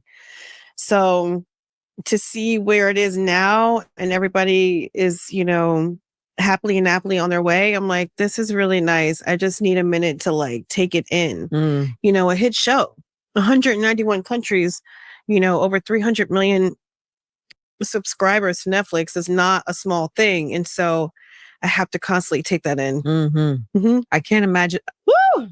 Oh, I'd imagine, like, first of all, even getting that. And then looking at and thinking about where you were in 2013 with with dreams of this, right? Yes. It's like, I wonder for you, because when I see people like you who work so hard for something, there's been things in my life that I've worked so hard for, and then you get it. Yeah. For some people, it's the dream. Some people, it's a weird experience, because it's like, once you achieve the thing that you think, this is the thing that I'm going to chase my whole life. Right. It's like, this is the thing that's going to make me happy, and I'm going to feel successful. Yeah. And somebody goes, okay, here's the thing. Yeah. Do you feel all the things you're supposed to feel? I feel like, you know what I mean? The minute I made it was when I went on stage September 14, 2001. That's like the first time I grabbed that mic and I was like telling some jokes about being big boned and rides at Disney World. This is one of my first jokes. Rides at Disney World remind me of my ex-boyfriend. 3 hours of waiting for a 2-minute ride. I thought it was a very good joke. I think it still holds up, you know, in the pull my finger kind of world. And that was the moment where I felt like true freedom and liberation from all the like chapters of my life that I had to be like, I had to straighten my hair and go to Ann Taylor Loft and have like a certain amount of money in my bank account and look for this type of man. And that was like a thing where I just felt free the minute I grabbed that mic. And so everything else has been pretty damn good. Now, a TV show, to get something greenlit is like amazing, right? And it's like one idea out of many that you pitched. And then for people to respond to it, it's even better. And, you know, the whole thing is like, well, you just have to keep going. Then what else? Because people are responding to what you're doing, which is nice. And what I am doing is being myself, which is great. You know, there's so many people in my life that still don't know how to be themselves. And we're all entering our 50s. And I'm like, when is it going to happen then? When you retire and get a hip replacement?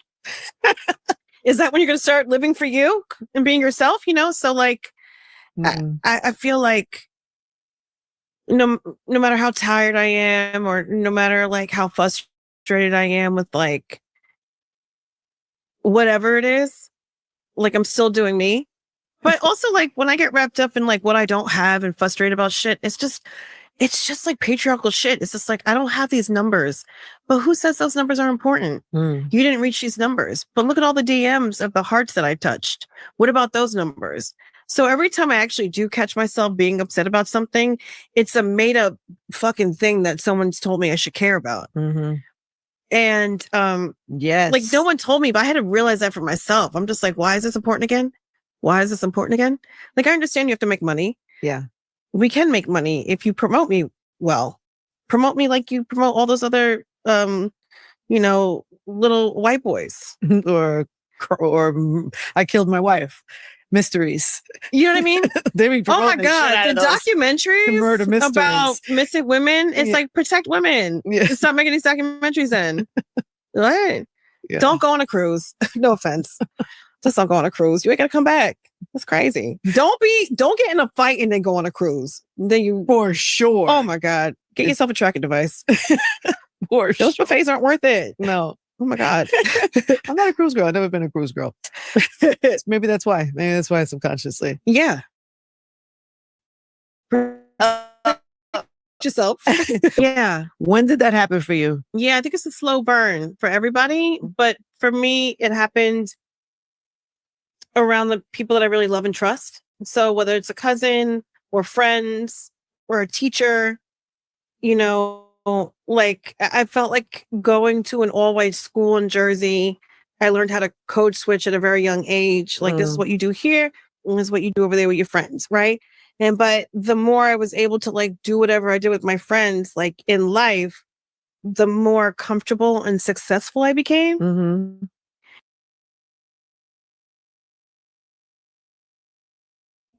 All right, y'all. So I wanted to stop right there for a quick commentary break, especially after that last comment that she made, because honestly, yo, that is literally the same thing, like story of my life, right? And I do know that we're in a place right now where, child, it's a lot going on. And a lot of people are not really understanding like your choices. They're not understanding how you move and how you operate and who you are as a person, because they really don't fully, truly know you, right? And that's one of the biggest things, like, that I wanted to talk about. But I'm going to save those comments till the end. Imani, you want to go ahead and start, and then I'll speak after you. But for this first segment of the conversation that we heard, what are some things that stood out to you that they spoke about? Is there anything you can attest to? And what do you feel about this commentary so far? Yeah, I mean,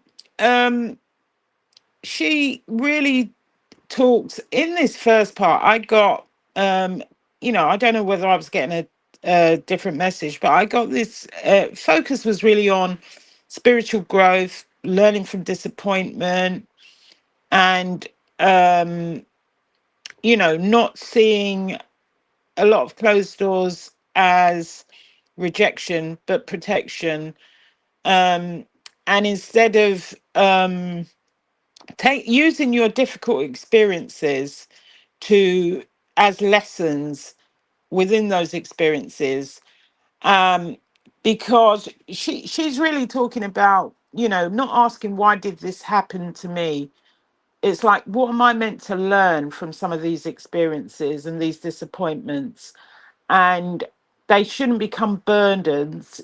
Painful experiences can help you to establish healthy boundaries, develop wisdom, and avoid, repeating unhealthy patterns. It was interesting talking about the code switching, about going to an all-white school and learning to code switch. I mean, she's a woman of mixed heritage. She's Jamaican and Haitian. And you've got to distinguish between becoming wiser and too hardened by your experiences, to learn without becoming cynical.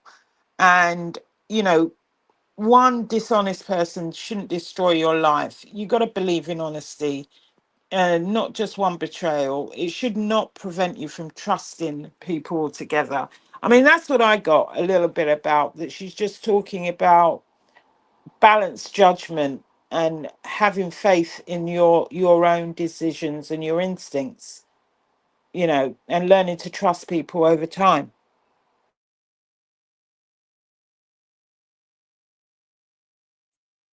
I absolutely agree. Excuse me. And I think that's sometimes something that you get penalized for, right? In the society that we live in. Um, because that's literally how I try to move and operate in my life, right? I've been through a lot of things where people have hurt me, people have, done things to me, and not to say that, oh God, what was me? I'm the victim. I've never done anything in my life to anybody else. I'm not saying that. But what I'm saying is when it comes to moving forward through those experiences and past those experiences, you have to literally have a mindset to, where that was that one encounter with that one person at that one time. You can't allow yourself to walk out in this world and be jaded and scarred, you know, because you've had some bad situations with people in the past. And you also have to pay attention to the fact that a lot of times, and I can't be all the way sure, but some people may allude experiences that they had with someone else and tie it into a new person that they meet for different reasons, right? Sometimes it could be how they look. You look like the person who broke my heart. That was my best friend. You look like my ex that broke my heart. And so now you meet a new person that may not be coming with that type of energy towards you or for you, but you already are making prejudgments because of your past traumas that you've been through. And you're not choosing to just compartmentalize that, right? Like that was that person at that time in that area, in that situation that hurt you or harmed you. Everybody out here is not out to get you. And I just feel like a lot of people have to like really get better at learning that, like, so they don't walk around with, these walls up all the time. A lot of people walk around with walls up. And when they see people walk around that don't have walls up, a lot of times they will judge you for that because they're just like, how can you possibly have been through all of the things that you've been through and you still walking up here with no guards up? Now, one of the things that I think is also equally important is balance, right? Balance is literally the foundation of what we need to have to be healthy. So I don't think that you should allow yourself to be too vulnerable, right? And too open, but I don't think you should walk around with like brick walls up to the sky. You have to find a way to balance between the two. You need to be able to protect yourself when you need to protect yourself, and you need to be open to allow people through the door when, you feel as though or you deem, necessary to allow people through the door. If you never let anybody in, if you never trust anybody, if you think everybody's bad and going to do you the same way that you've been done by other people, then you're never going to be able to connect with genuine people. You're never going to have a better experience in life. But you also can't walk around like a little marshmallow, totally wide open for people to just take a piece out of you and you don't protect yourself, and your energy. So I think like with that, the biggest lesson is we have to find that happy balance somewhere. But anyway, that's what stood out to me. That's what I wanted to speak on. Oh, and then again at the end too, when she mentioned that she went to an all Caucasian high school. I told this story. This is true for me. I went to high school half and half. So I went to one high school for 2 years and another high school for the other 2 years. The first high school that I went to, which was 9th and 10th grade, was predominantly Caucasian high school. It was interesting to me because the neighborhood was like, and started off to be a predominantly Black neighborhood, but we know what gentrification does, right? So that's a whole nother conversation for a whole nother day. But anyway, the high school that I went to was predominantly Caucasian. And so I went to school with a lot of Caucasian people, like girls and guys. The second 2 years of my life, I went to a high school that was very much more mixed. It was in an urban area, and we had a lot of different races of people, but it was predominantly Black or African American. But we had a little mix of everybody: Spanish, Asian, Caucasian, all of the things, right? And so my experiences going to these different high schools were very different. I learned a lot based off of the difference, right?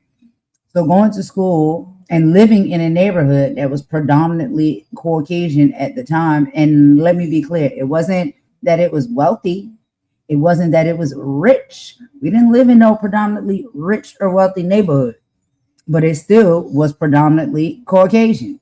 Okay. So these are the people that you're going to school with. These are the people you're going to be friends with. These are the people that you're going to sit with in your classes all day. These are the people that you're probably going to hang with after school. These are the people that's going to be on your sports teams if you decide to do sports or anything like that, right? Any what they call it, extracurricular activities, right? These are the people that's going to be around you, and you learn a lot from spending time around them, right? You learn how to love. You can learn some of the vices and things that they may have. You can learn how, certain things to watch out for. You learn a lot, especially if you are a person like me. I'm a people watcher. So being an only child, not having siblings, being bored a lot of the time, I used to just sit back and watch people and study them. And so I learned how to do that throughout my life. So I'm just a people watcher. I listen to what people say. I watch what people do and their patterns and their behaviors. And it helps me come up with a concept of what I feel or think about that person. And then, especially when you're actually engaging and having conversations and encounters with that person, you get more understanding of who they are. And so I've always been able to do that when it comes to any race of people. Any race of people is always what I desire to do. Because at the core, I see us all as human beings. I don't see us by our race. I don't see us by our skin tone. It's not to say that I don't see it. I'm not saying I'm blind to it, but I'm just saying, like, yo, I want to see how does this person operate as a person? Like, what type of person are you? And so I think a lot of times you have a different outlook when it comes to like the full grand scheme of things when you are in spaces and predicaments like that where it's not what you're familiar with, as far as living in your hood or your community, but you move around, you shuffle around, and we moved around a lot, right? And so I've been in a lot of different places and spaces my entire life, meeting people my entire life, talking with people my entire life, making friends with people my entire life, all different races of people, all different backgrounds, all different circumstances. And so I just navigate that situation a little bit differently. And I think people who don't, which is not saying that there's anything wrong with that, you choose to move how you move. But if you do, I think that sometimes you have a different outlook when it comes to race issues and things of that nature. But anyway, that's all I got on that. Imani, you got anything more, or you want to just play some? Yeah, I mean, she did talk about the lovely Wendy Williams, and we do miss Wendy and Wendy's candid way of speaking to people. But she also talked about maturity coming from knowing when it's time to let go and move forward with wisdom rather than resentment. And the overall message was disappointment can become the beginning of growth when when viewed through the lens of purpose rather than loss. But I just wanted to tell you a really quick story about code switching. So when I was working in corporate, this was an experience that took me back actually when I used to go out to lunch, and a lot of when we used to go out for lunch, a lot of my friends worked in different departments, and I worked in kind of a senior area, and I worked for a lot of the senior directors, uh, just because of what my role was. But a lot of my friends who were, a lot of black women that I started with in the company, and we all worked in different departments, we would meet for lunch. So there was a day we were out at lunch, and I came back. to my desk after lunch, and one of the directors, was Caucasian man, came to me and said, "Oh, I saw you when you were out at lunch earlier." And I said, "Oh, did you?" He said, "Yeah, I walked right past you." He said, "But you were busy." Um, he said, "I was busy." And he said, "You were busy with your crew. In fact, you look like a girl gang." And I said, "Sorry." I was so shocked at the stereotype that he used for, and all we were doing was we were talking and we were laughing and we were joking, and we were just walking down the road coming back from lunch.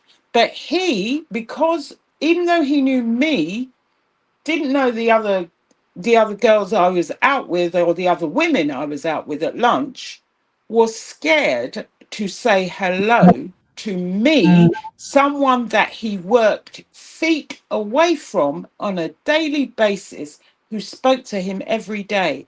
And that's when I realized it doesn't matter sometimes how far up the ladder you move, they still see you as they see you.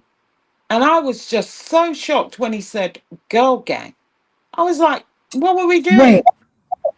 I I need mean, some we more weren't information. tearing up the streets and arguing with people. We were just laughing and walking back from lunch. I was very, because I'd worked with this man, not, it wasn't a recent relationship. I'd worked with this man for 5 years, and he was afraid to say hello to me when we were outside. And that's when I was actually shocked, really, really shocked, because we were grown women. It wasn't as though we were running around tearing up the streets. We were just Right. walking back from lunch. Looking good, looking professional, looking strong.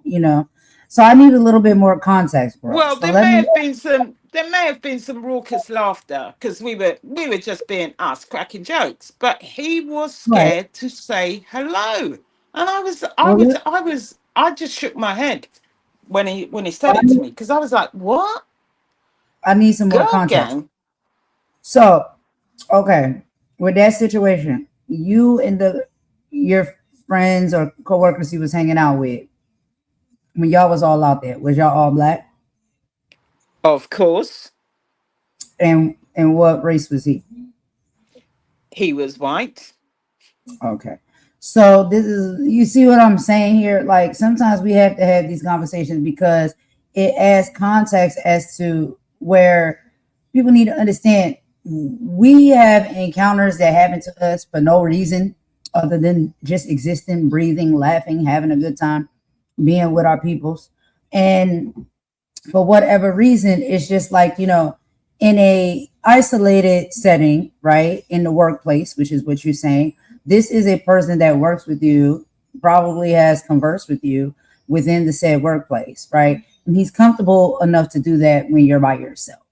But then when But he we all sees you worked out, at the same firm, Golden. That was what the shocker was. It wasn't as though he may not have had day-to-day contact with these other women, but he knew that we were all from the same firm, because they worked mm, maybe in IT, maybe one of them was a PA to someone else. So it wasn't as though mm, they were strangers. He had seen them right, before. He was just but it's afraid of us all being together. It right, was like when crazy to y'all me. team up together, when y'all all together as a group, y'all team up together, that puts the fear, right? Because like, oh my God, these black women that I've probably seen around the workplace or whatnot, they all are grouped together right now. Who knows what they're talking about, what they're plotting, and what they're planning on? Like it's It was always got to be a crazy. fear. It was Why is crazy there to a me, because fear I when thought we're then, together with our how would people? he feel about the black men in the firm? Well, let's do you one better. Because I worked in workplaces that have been predominantly Caucasian, right? Because I work in the medical field. So how do you think I felt being maybe the only or maybe the second black woman that works in this office? And I have to walk by a group of white males, right? That are doctors and white women that are predominantly, like the aides and the assistants and the nurses and all of that. And I'm the only black woman and I'm walking past them, right? And they're all gang together with each other, having a good time and a good old cackle. And then I walk by. What do you think, I'm thinking in that moment, right? I can See, choose I what it never, is. you see, you know what? The thing is, and this is what I told him when we had a conversation, because he knew I was really upset at what he said. The thing is, I've been in that situation and I don't think about what they think of me unless they mistreat me. So I'm not thinking they're ganging up and doing things against me. I just think Right. I'm in a predominantly white space and I have to have at it and speak their lingo. But however, the fact that when we're on the street and he sees a group of us together, that he feels some sort of threat, that was what was amazing to me. I was just so shocked that he said that. And these were not strangers to him. I certainly wasn't a stranger to him because I sat feet away from him on a daily basis. I spoke to him daily because he was part of the team or the client group that I had to do work for. So I was just like stunned when he said girl gang. I was like, and I kind of called them my friends. I said, "What were we doing when we were out?" She said, "We were laughing and making jokes." Said that was just amazing to me. It was amazing to me. But hey, I don't want to Being keep it together. too long. But yeah, No, that's a good story because it breaks down a lot of things. So being together with a group of your peers that you work with that just happen to be the same, ethnicity of you or black presenting and laughing and having a good time with one another poses a threat to a Caucasian male. I think we need to make that make sense. And I think we need to continue to have those conversations because that's not the first time it's happened. Okay. Historically, that's been the problem, right? And that's what causes people to panic and be fearful for no reason whatsoever, but then go out of their way to do something to disrupt the peace and hurt and harm because they are scared. And that is a they problem. It is not our problem, right? And like I said, to tell you equally, on the opposite side of that, if we're walking by, right, a group of Caucasian, let's just say I'm a black girl, right? I'm working, and this happened to me at the eye doctor because it was predominantly Caucasian. So a lot of the white girls would stay together, the black girls would stay together. That's just how it was. Sometimes it would be some that would mix and mingle, but a lot of the time it was very separated. If I'm walking past a group of the white girls and they hee hee ha ha laughing and having a good time, I'm not seeing that as a threat. I don't feel like I'm in danger. I don't feel like I can't speak. Now, some of the things that I have witnessed is when I do go into those situations and have been in those situations, especially when there's girls that's like Caucasian girls, and I work with them closely and we hee hee and ha ha and we get along very well, right? When it's just us, right? When they're with their homies, right? That are predominantly all Caucasian, right? And then I come and I try to speak or I try to, what's up, what y'all talking about, what y'all got going on. And you get that little weird, like, you're not welcome here energy. Yeah, that's something that happens. You know what I'm saying?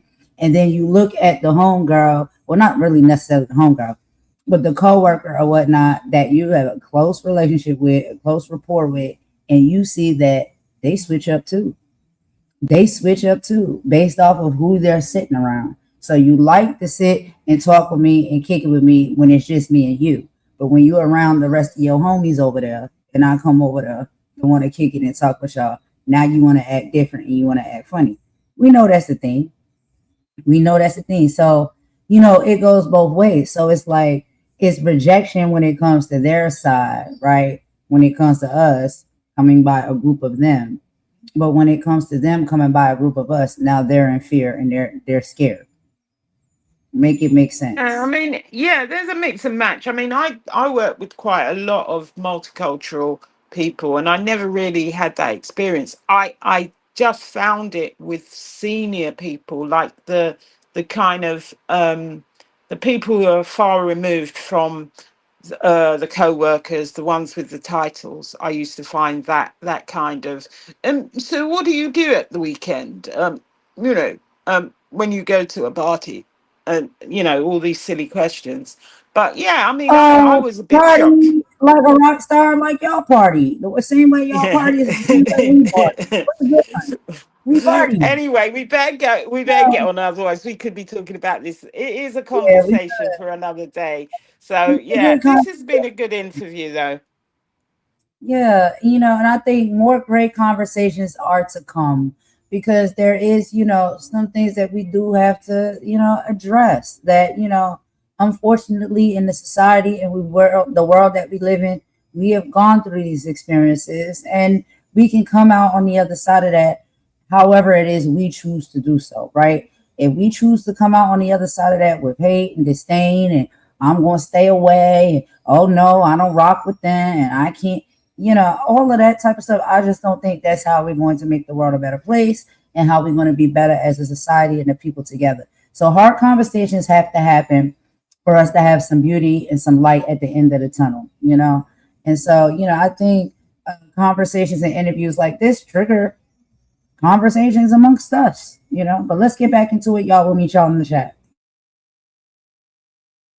And so even like choosing a partner or a neighborhood or whatever it is that people don't understand why I'm doing this, it's like standing 10 toes down and being like, but this makes me happy. So whatever you saw from me, okay, thank you for thinking of me, but I got to see for myself now. Mm-hmm. And so I think, I don't know what day or like moment I arrived to it, but it was like little by little, we just have to do us kind of vibe. That's interesting. It's like how could you possibly really truly know yourself if you haven't served yourself? Yeah. You know what I'm saying? If you're like busy making everybody else happy or living a life you think other people think is right for you, how could you ever know yourself if you're always accommodating? That's right. To a version of yourself that other people see. That's right. So it's a really good way to describe it. And then you're just like, but how are they going to receive it? What are they going to think? And will it make them mad? Will they be proud and happy? It's like, or also use all that energy to be like, how do I do this the best way I could do it for me? So stand 10 toes down. Yes. In what works for you.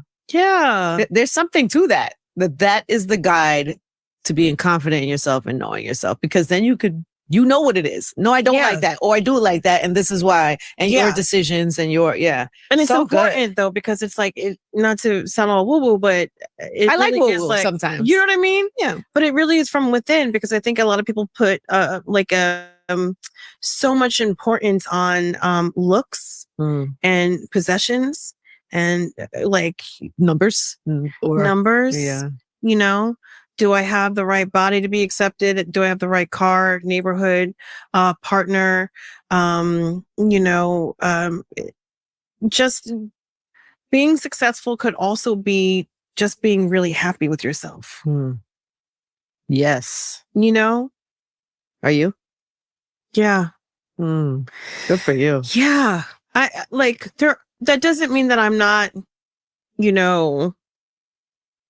I wouldn't say second guessing myself, but like doing things a different way, or I could have done it this better. I could have done this better, or handle it that way, because like, you don't know till you know, right? And I think if you're doing life right, you're like in an experience that you've never been in before, because that's nice, because then you're like always learning, right? But for the most part, yes. So when people tell me no or don't get me, then I realize that I am not for them and they're probably not for me. But no matter what, like I got me. Yeah. Like I know what's good for me. And you don't waste your time trying to serve them to win them over. Yeah. At all. Yeah. Good for you. And that goes for like very immediate family members. Heard you. Okay. What were the things before you became this person, or you had confidence in this person? What were the things that people wanted from you? I would imagine. Oh my goodness. To do with all types of things, like you said, body size, hair. Yeah. I think a lot of people would be very happy with me if I wasn't as loud, if I wasn't as vulgar, if I was thinner, if I had straighter hair, if I covered up my freckles, if I was just more dainty and demure. But that's not for me. Imagine you spent your whole life trying to be all of those things. How could you be happy? I couldn't. No. It'd be a prison. You know how many people are walking around life in that prison? A lot. Yeah. Yeah. And I'm glad that they find my show. Yes. Oh Yes. God, I can only imagine the responses that you've gotten It's pretty great. from people. Yeah. It's pretty, it's like heartfelt, but also jarring that like from people in their teens to like in their 70s. Mm-hmm. What is it though? What are they saying? I mean, a lot of overall, like people not giving themselves the license to be who they are, want to be, love who they want to be. Finding joy, happiness, a spark. So many women from so many different countries are like, I'm going to stop wearing black. I'm going to try color now. Oh, I love that. Isn't that insane? Yes. But then it's also like, this is the first time I've laughed since my daughter died or my husband's cancer came back. Oh. And especially with this season, people are, the season has resonated with people in a different way, down to like healthcare, and the access to healthcare and the shame that, doing IVF or whatever kind of treatment you need comes with, and that people don't know how to talk about it. And they feel bad that they even have to. It's so insane. And I'm so glad I chose to tell that story because I also don't like to live in regret. And like, I don't like to live in regret in like probably a very unhealthy way where I will order half the menu just so I can see it because I don't want food envy. You know what I mean? I don't want to go home and think I should have ordered that. So I want to see what all the appetizers look like. You know what I mean? So I will order 2 meals because I don't want regret.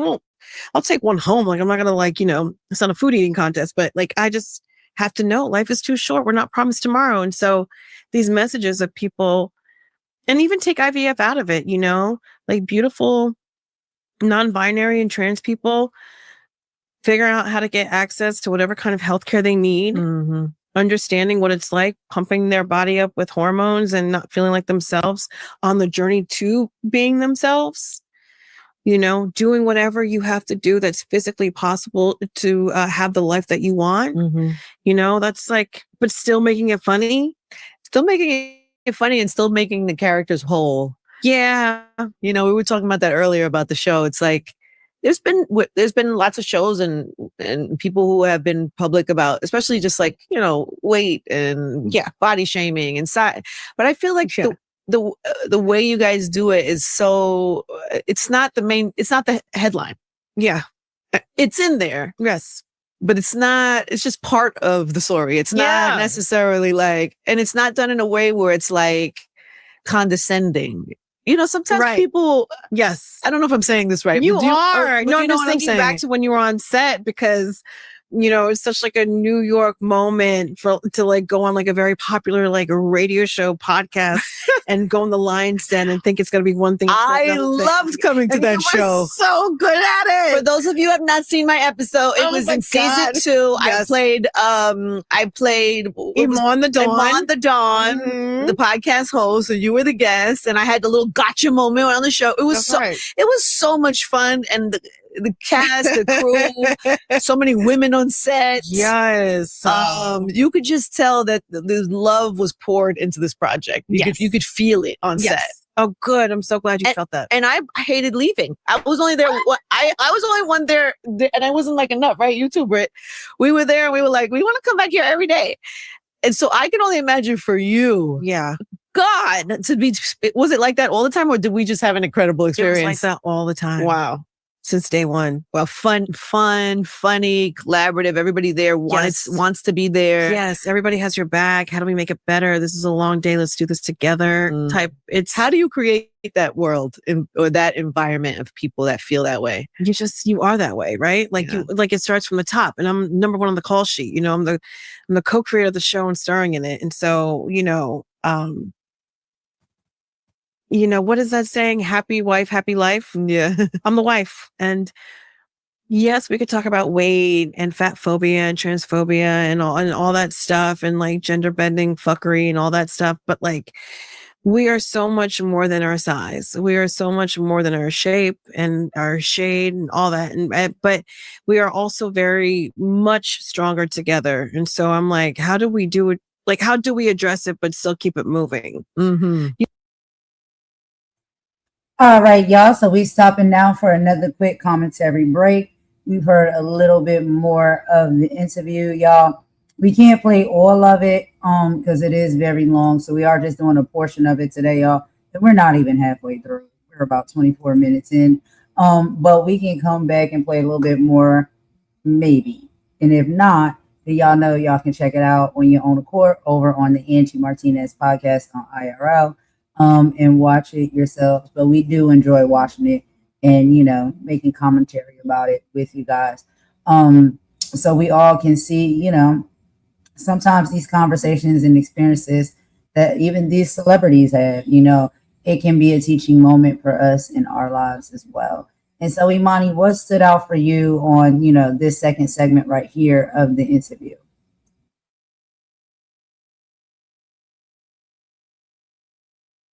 You can unmute, girl. Sorry.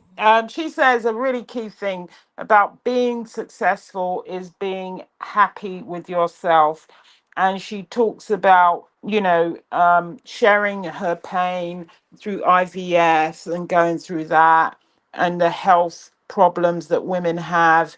There are a lot of things going on. People are worried and addicted to chaos and talking about things that don't really matter. And things that don't matter are what size you are. There are a lot of people that have body dysmorphia. I've put some signposts in about that, talking about people's gender and sexuality, their race. These are all the things that are brought into the spotlight to cause chaos amongst us, whilst we can try and strive for a thing that she says that's most important. It's unity. Let's try and unify by the things that unite us rather than divide us. We got to keep people away from us who are addicted to that chaos. And sometimes people are removed from our lives not to punish us but to prepare us for something better that's coming. um and rather than having a hard heart, we should have a wise heart. We don't need to become hardened by betrayal. Become wiser and establish healthy boundaries. And protecting your peace is not selfish. And this has been a theme that we've had running through most of the interviews that we had, because true growth, it requires letting go of relationships, habits and environments that no longer align with the future that we want. We've got to look for surrounding ourselves with people who align with the things that we feel, align with our principles. You know, it's about, you know, building each other up, giving each other confidence, not looking at the aesthetics of how people look, how their hair looks. Is it straight? Is it curly? Are you bald? Are you not? These are aesthetics. They're not important. What's important in what she's saying is what's on the inside. And that will give us a healthier future if we start looking at those things rather than what's on the outside or how much money someone's got. I think this whole thing it's a really good interview to talk about, not giving an F about whether people like us or they don't. What's important is that the people around us and support us, um, you know, they care for us. They will tell us when we're not right. Not strangers on a public platform, but people who truly care for us. And we do have supporters that are on these platforms that do care about, you know, us genuinely, and we know who they are when we see them. But we don't have to care about the trolls and the other people who just want a world of chaos. That is what I got from a lot of this stuff. But I mean, like I said, It's a good interview. We may bring some more to you. I think, and it deals with body dysmorphia, and she's proud of who she is. And I think it really is, two classic interviews about dealing with grief and dealing with pain and how you come out on the other side, is what you see in here. And also about not giving an F what people say about you, caring caring what you think about yourself more.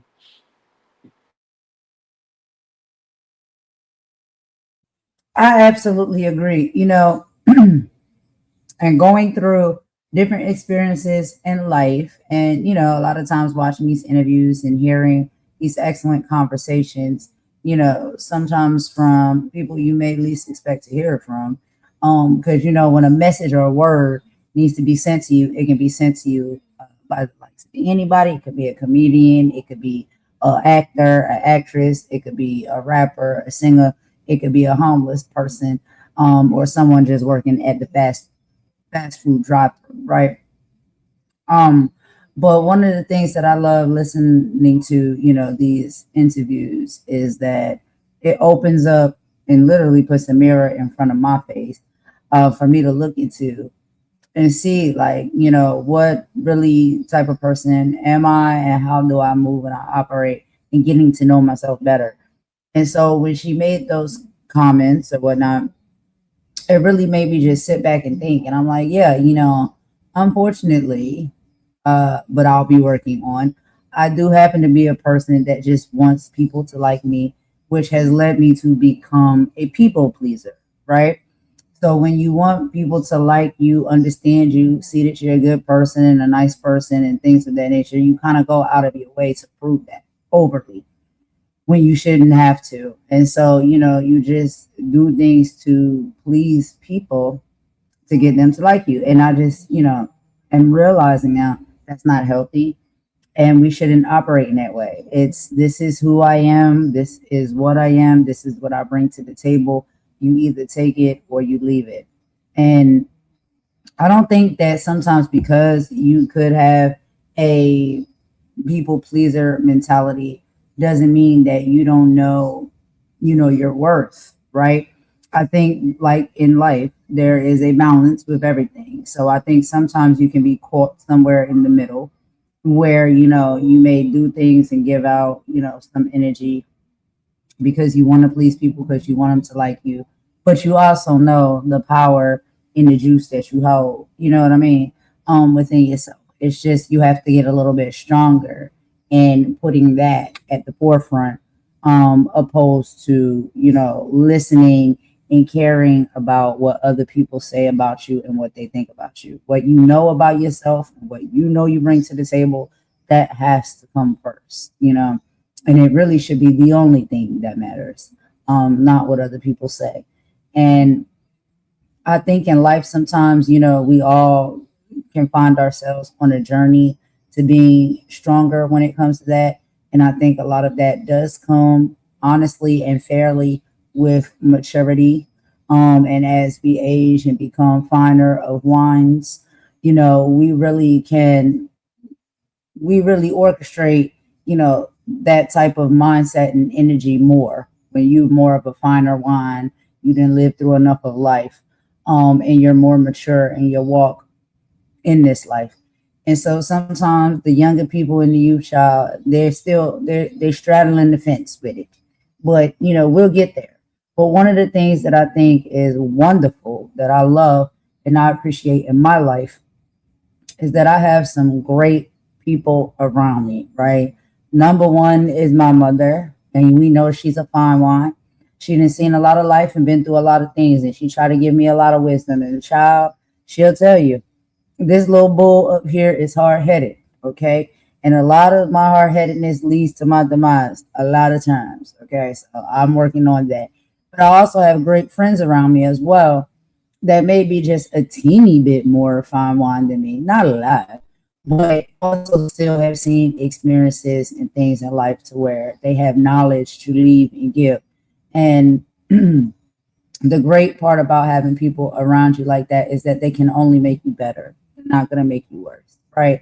They're going to be able to give you wisdom that is beyond your years, right? That you can apply even when you're in your younger age of self, and navigate through situations better and avoid a lot of conflict, a lot of issues, a lot of heartbreak, a lot of heartache. But you have to be open to listen to the advice and the wisdom that these beautiful individuals have to offer, whether it's your parents, your friends, your cousins, people maybe even you just work with, right? You can't be sure. You can get a message and wisdom from anyone, but you have to be receptive of it when you get it. And so, I think this conversation basically, highlights all of that. And this is clearly someone who has probably been through her own journey and is where she is now, because of learning these things, probably hitting her head on the wall a few times, and just finally seeing and deciding that, she is going to choose herself, bet on herself, and be confident in who she is. And whoever doesn't like it can kick rocks. You know what I mean? So yeah, that's literally what I'm taking from this conversation. And also, like we said, unfortunately, sometimes things do happen, where you may feel like you have to make certain choices and decisions to fit in or to look a certain way or be in a certain position. And we do know that eating disorders and things of that nature is something that some people struggle with, and a lot of youth is struggling with, honestly, if we take the time to talk to them and, really have conversations with them. A lot of youth are struggling with this. So we do have some helplines here available if anybody is struggling with that. And it can be, your own struggle. You ain't got to tell nobody about it. But if you need help, if you need someone to reach out to and speak with, or you need a resource, we will provide that. That is a big thing, especially because we live in a society now that is very heavily focused on looks and image. And so, that can be things that can be tormenting people, and making them feel as though they have to do certain things to look or present themselves in a certain way for certain opportunities, or for people, to love and like them and accept them. So yeah, there's resources there. Outside of that, what else was it that I wanted to speak on? Now, Imani, you got some things while I gain my Yeah. thoughts. Well, my message for today is know your worth, protect your peace, and live your truth. Michelle, for the short amount of that interview, and I would ask people to go and watch it in case we don't get a chance to bring you the rest of it. She says that success is not measured by bestseller lists, television ratings, awards, or followers. Success is waking up each day knowing you're building a life that reflects your values rather than someone else's expectations. She encourages us to stop chasing validation and instead ask a far more meaningful question: am I living authentically? Luenell reminded us that confidence doesn't come from everyone liking you, it comes from accepting that not everyone will. She showed us that life becomes much lighter when you stop trying to convince people who've already decided who they think you are. Sometimes the greatest freedom is giving yourself permission to just simply be yourself. Together, these interviews offered something much bigger than entertainment. They remind us that comparison steals joy, that perfection is an illusion, that kindness begins with how we speak to ourselves, and that every one of us deserves to occupy space without apologizing for who we are. Many of us spend years trying to earn acceptance, which is what Golden was talking about. We change ourselves to fit into rooms that that were never designed for us. We shrink our personalities. We silence our voices. We carry burdens that don't belong to us. But tonight's conversations challenge us to let all of that go. Your peace is valuable. Your time is valuable. Your mental health is valuable. Your family is valuable. Your dreams are valuable. And not every disagreement deserves your response. As I keep saying, not every criticism deserves your attention. And not every battle deserves your energy. Sometimes protecting your peace is the bravest decision you can make. And as Maya Angelou wisely said, you alone are enough. You have nothing to prove to anybody. And as Michelle reminded us, our legacy isn't measured by numbers, it's measured by the lives we touch, the encouragement we give, and the example we leave behind.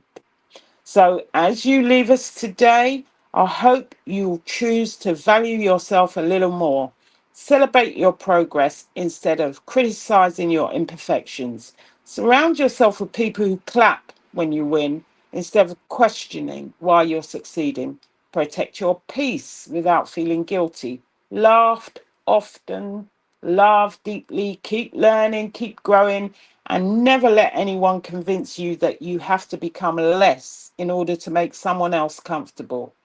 Remember this: the world will always have opinions about who you should be, but the only person who has to live your life is you. Thank you for spending your time with us. Take care of yourselves, take care of one another. Choose authenticity over approval, purpose over popularity, and peace over unnecessary conflict.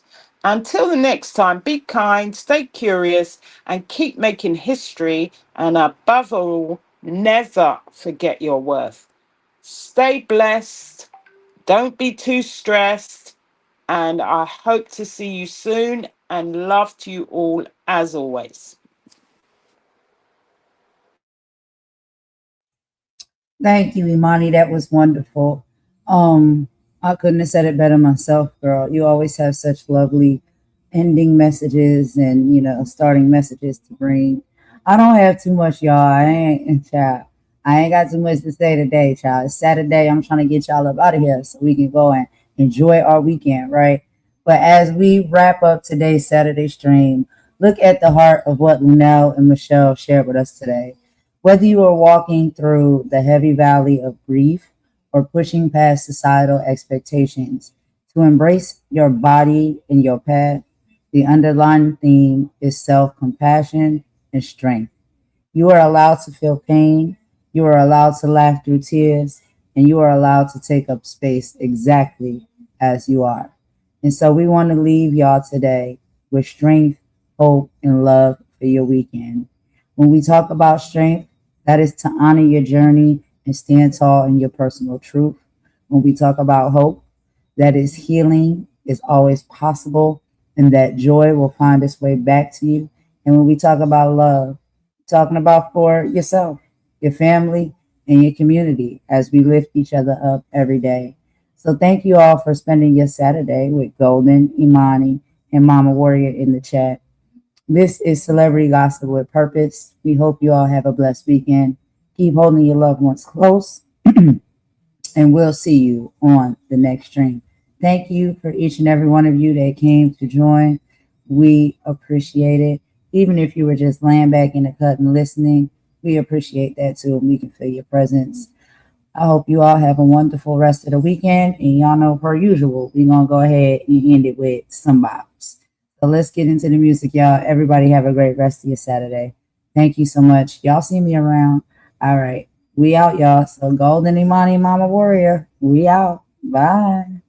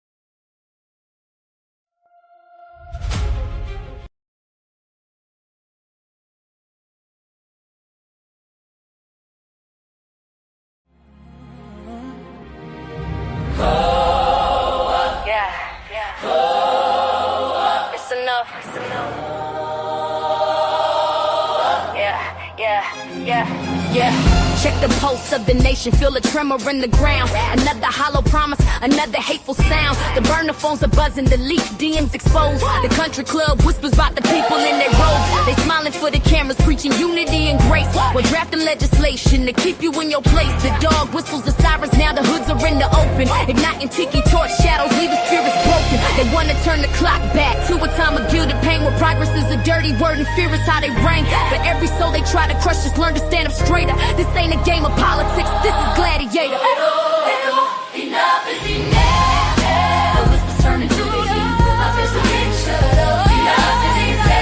Where the people at the table filling up our cup. Filling up. This ain't about a party. The lines are clearly drawn. It's the light against the darkness that's coming for the dawn. Holy versus evil is the truth against the lie. We ain't backing down with a fire in the sky. They coming for the libraries, wanna burn away the facts. Erase the bloody chapters so you can't see the tracks. They gerrymandering the district, drawing every map. Your vote is just an echo caught inside the power trap. They purging names from voter rolls and calling it secure, while scream about election fraud to keep their motives pure. They wanna legislate the scars upon a woman's soul, and own the very choices that were never theirs. Control from the classroom to the courthouse, a calculated scheme to suffocate the promise of the American dream. But they forgot the dream was dreamed by rebels and by slaves, and their spirit is the very ground that trembles in their graves. Enough is enough.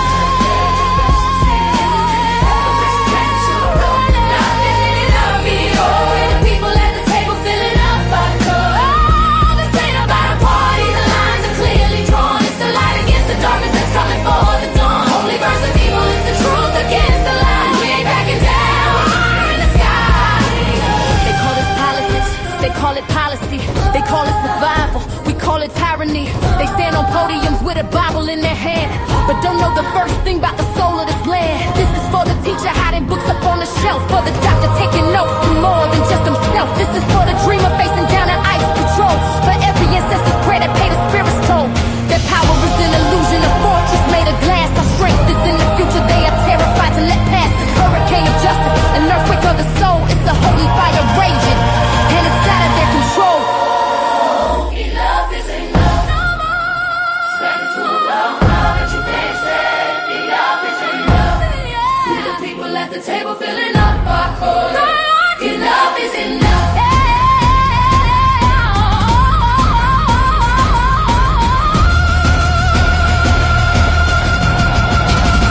Enough is enough.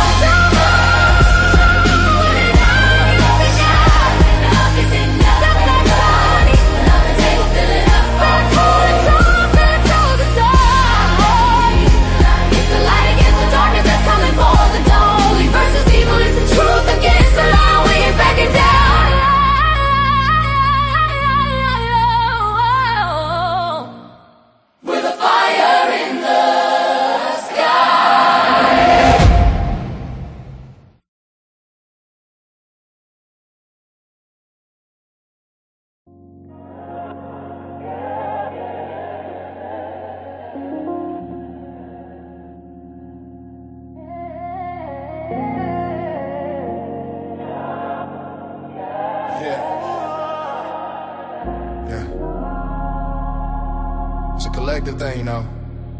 Yeah. High freaks.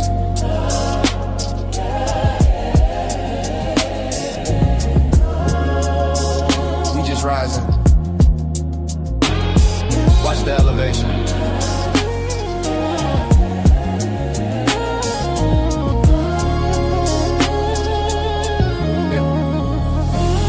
To look for God in the clouds, and my head down. Now I see the kingdom in the people, it's a spread now. Love is a currency, we don't need a gold crown. We lifting everybody up, we don't let us all drown. It's that eternal glory, yeah, that spiritual fastness, turning all our trials into heavenly access. We moving past the labels and the religious brackets. When love is the language, we don't need a tactic. Love is up, it's the way that we climb, leaving all the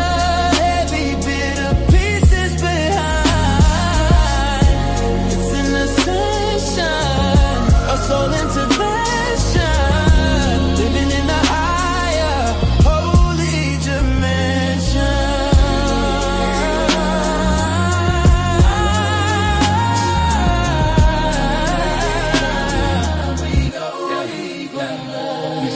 Deep in the collective, we finding the frequency.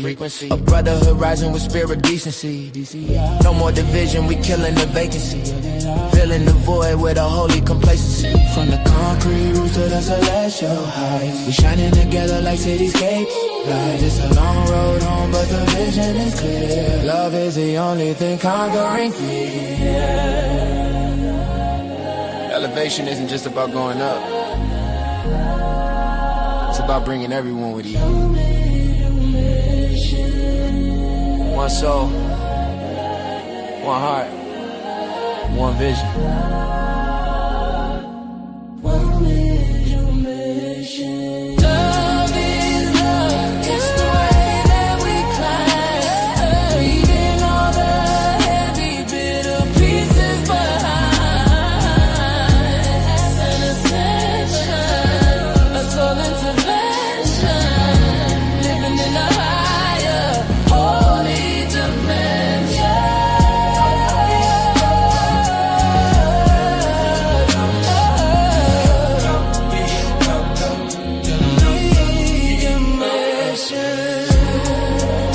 Collective energy, no one left behind. That's the elevation.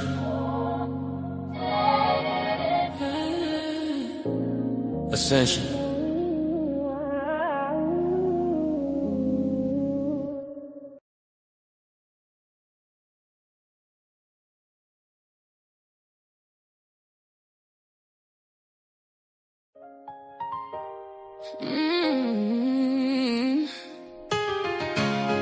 Considering that got people forgetting folks in you.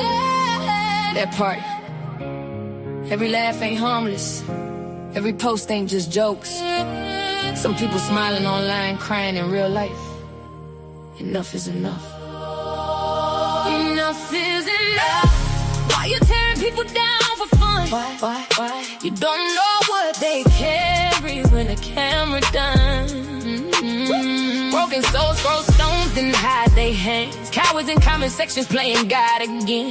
Karma don't miss, karma don't miss. And healing's still possible too. So either spread love or watch life humble you. Yeah. YouTube streets messy, everybody got a target. Creators throwing dirt like hate became a market. Mocking people daily, that spirit look haunted. Tell me who raised y'all, this behavior garbage. Laughing at depression, exposing folks' trauma. Then act shocked when tragedy follow behind you. The evil energy, boomerang proper. Come pull up silent like a midnight robber. And honestly, do you watch my live? I talk truth, pain, growth, tears, real vibes. Not everybody built for the games online. Some folks want insult from losing their mind. That's facts, no cap. Y'all did the humiliation. Every live stream feel like public execution. Views over souls, cloud over humans. Then wonder why the whole world mentally ruined. Somebody mama crying at night. Somebody daughter hurt inside. Somebody praying not to give up while bullets screenshot painful life. Shame on you, shame. You need healing too. Only damaged people wake up daily, trying to damage others too. Enough is enough. Why you tearing people down for fun? Tearing them down. You don't know what they fighting when the live stream done. Keyboard killers acting tough online. Whole time spiritually broken inside. Karma don't miss, no. Karma don't skip souls either. Every hateful seed gon' meet the reaper. So to the hurting bully people, listen close. You matter more than these demons online. These chicks bitter, these dudes weird. Obsessed every day, like why you still here? Refreshing my page while pretending you don't care. Whole personality built off hate and fear. Talk slick online, real life timid. Broken inside, everybody can't feel it. Projecting they wounds while the comments all cheering. That ain't straight, baby, that sickness concealed. And I said what I said. Yeah, some of these creators need therapy bad. Not another live stream drag. Not another fake outrage cash grab scam. Y'all bully for a living, that's sad. Spirit look bankrupt, dusty and mad. And the people encouraging it just is trash. Laugh now, karma got a long memory past. Lord, cover the wounded.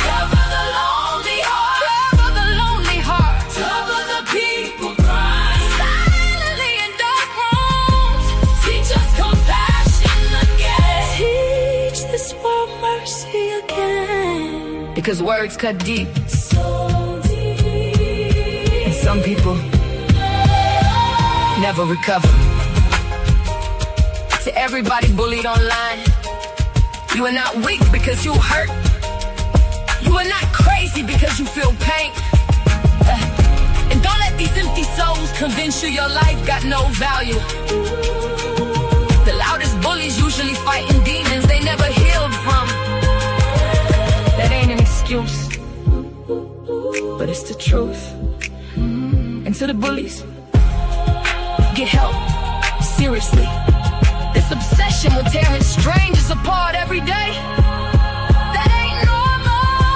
Enough is enough. We need love more than ever now. More than ever. Too many souls out here barely hanging on somehow. No more glorifying painful views. No more clowning her forever new.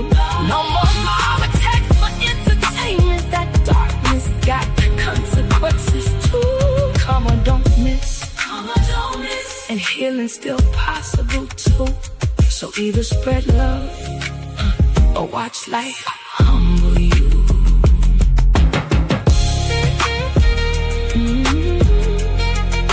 Enough is enough. Spread love before it's too late. Yeah, before it's too late.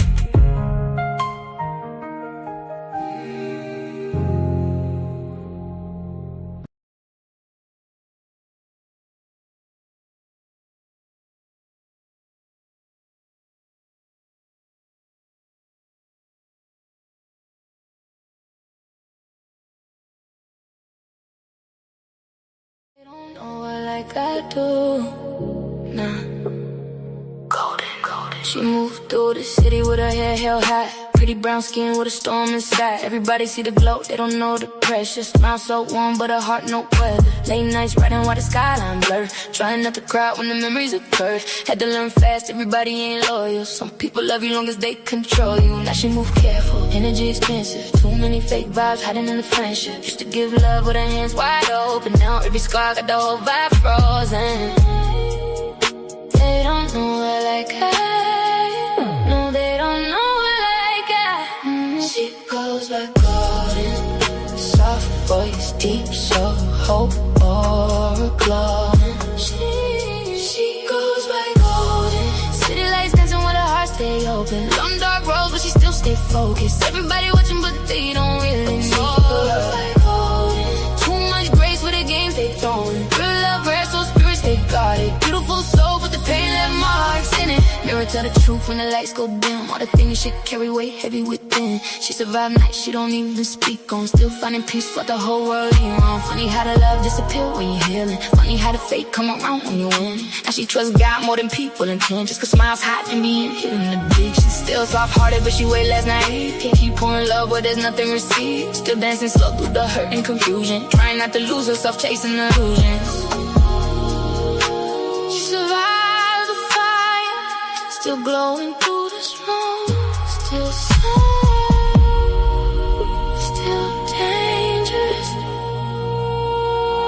Still chosen. She goes back golden. Snow so deep made the whole room notice. Heavy lies couldn't break what was chosen. Still standing tall while the whole world folding. She goes back golden. Heartbreak turned to pensimatic. Now the tears got rhythm when she's singing. And they still don't know her like that.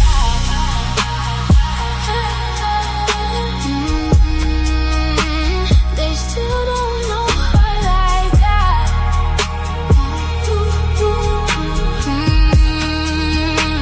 Spend so much time looking for love in strangers. Spend so much time. Spend too much time letting outside voices shake the mirror. But at the end of the night, when the lights fade, when the city quiet, when the tears dry, we still got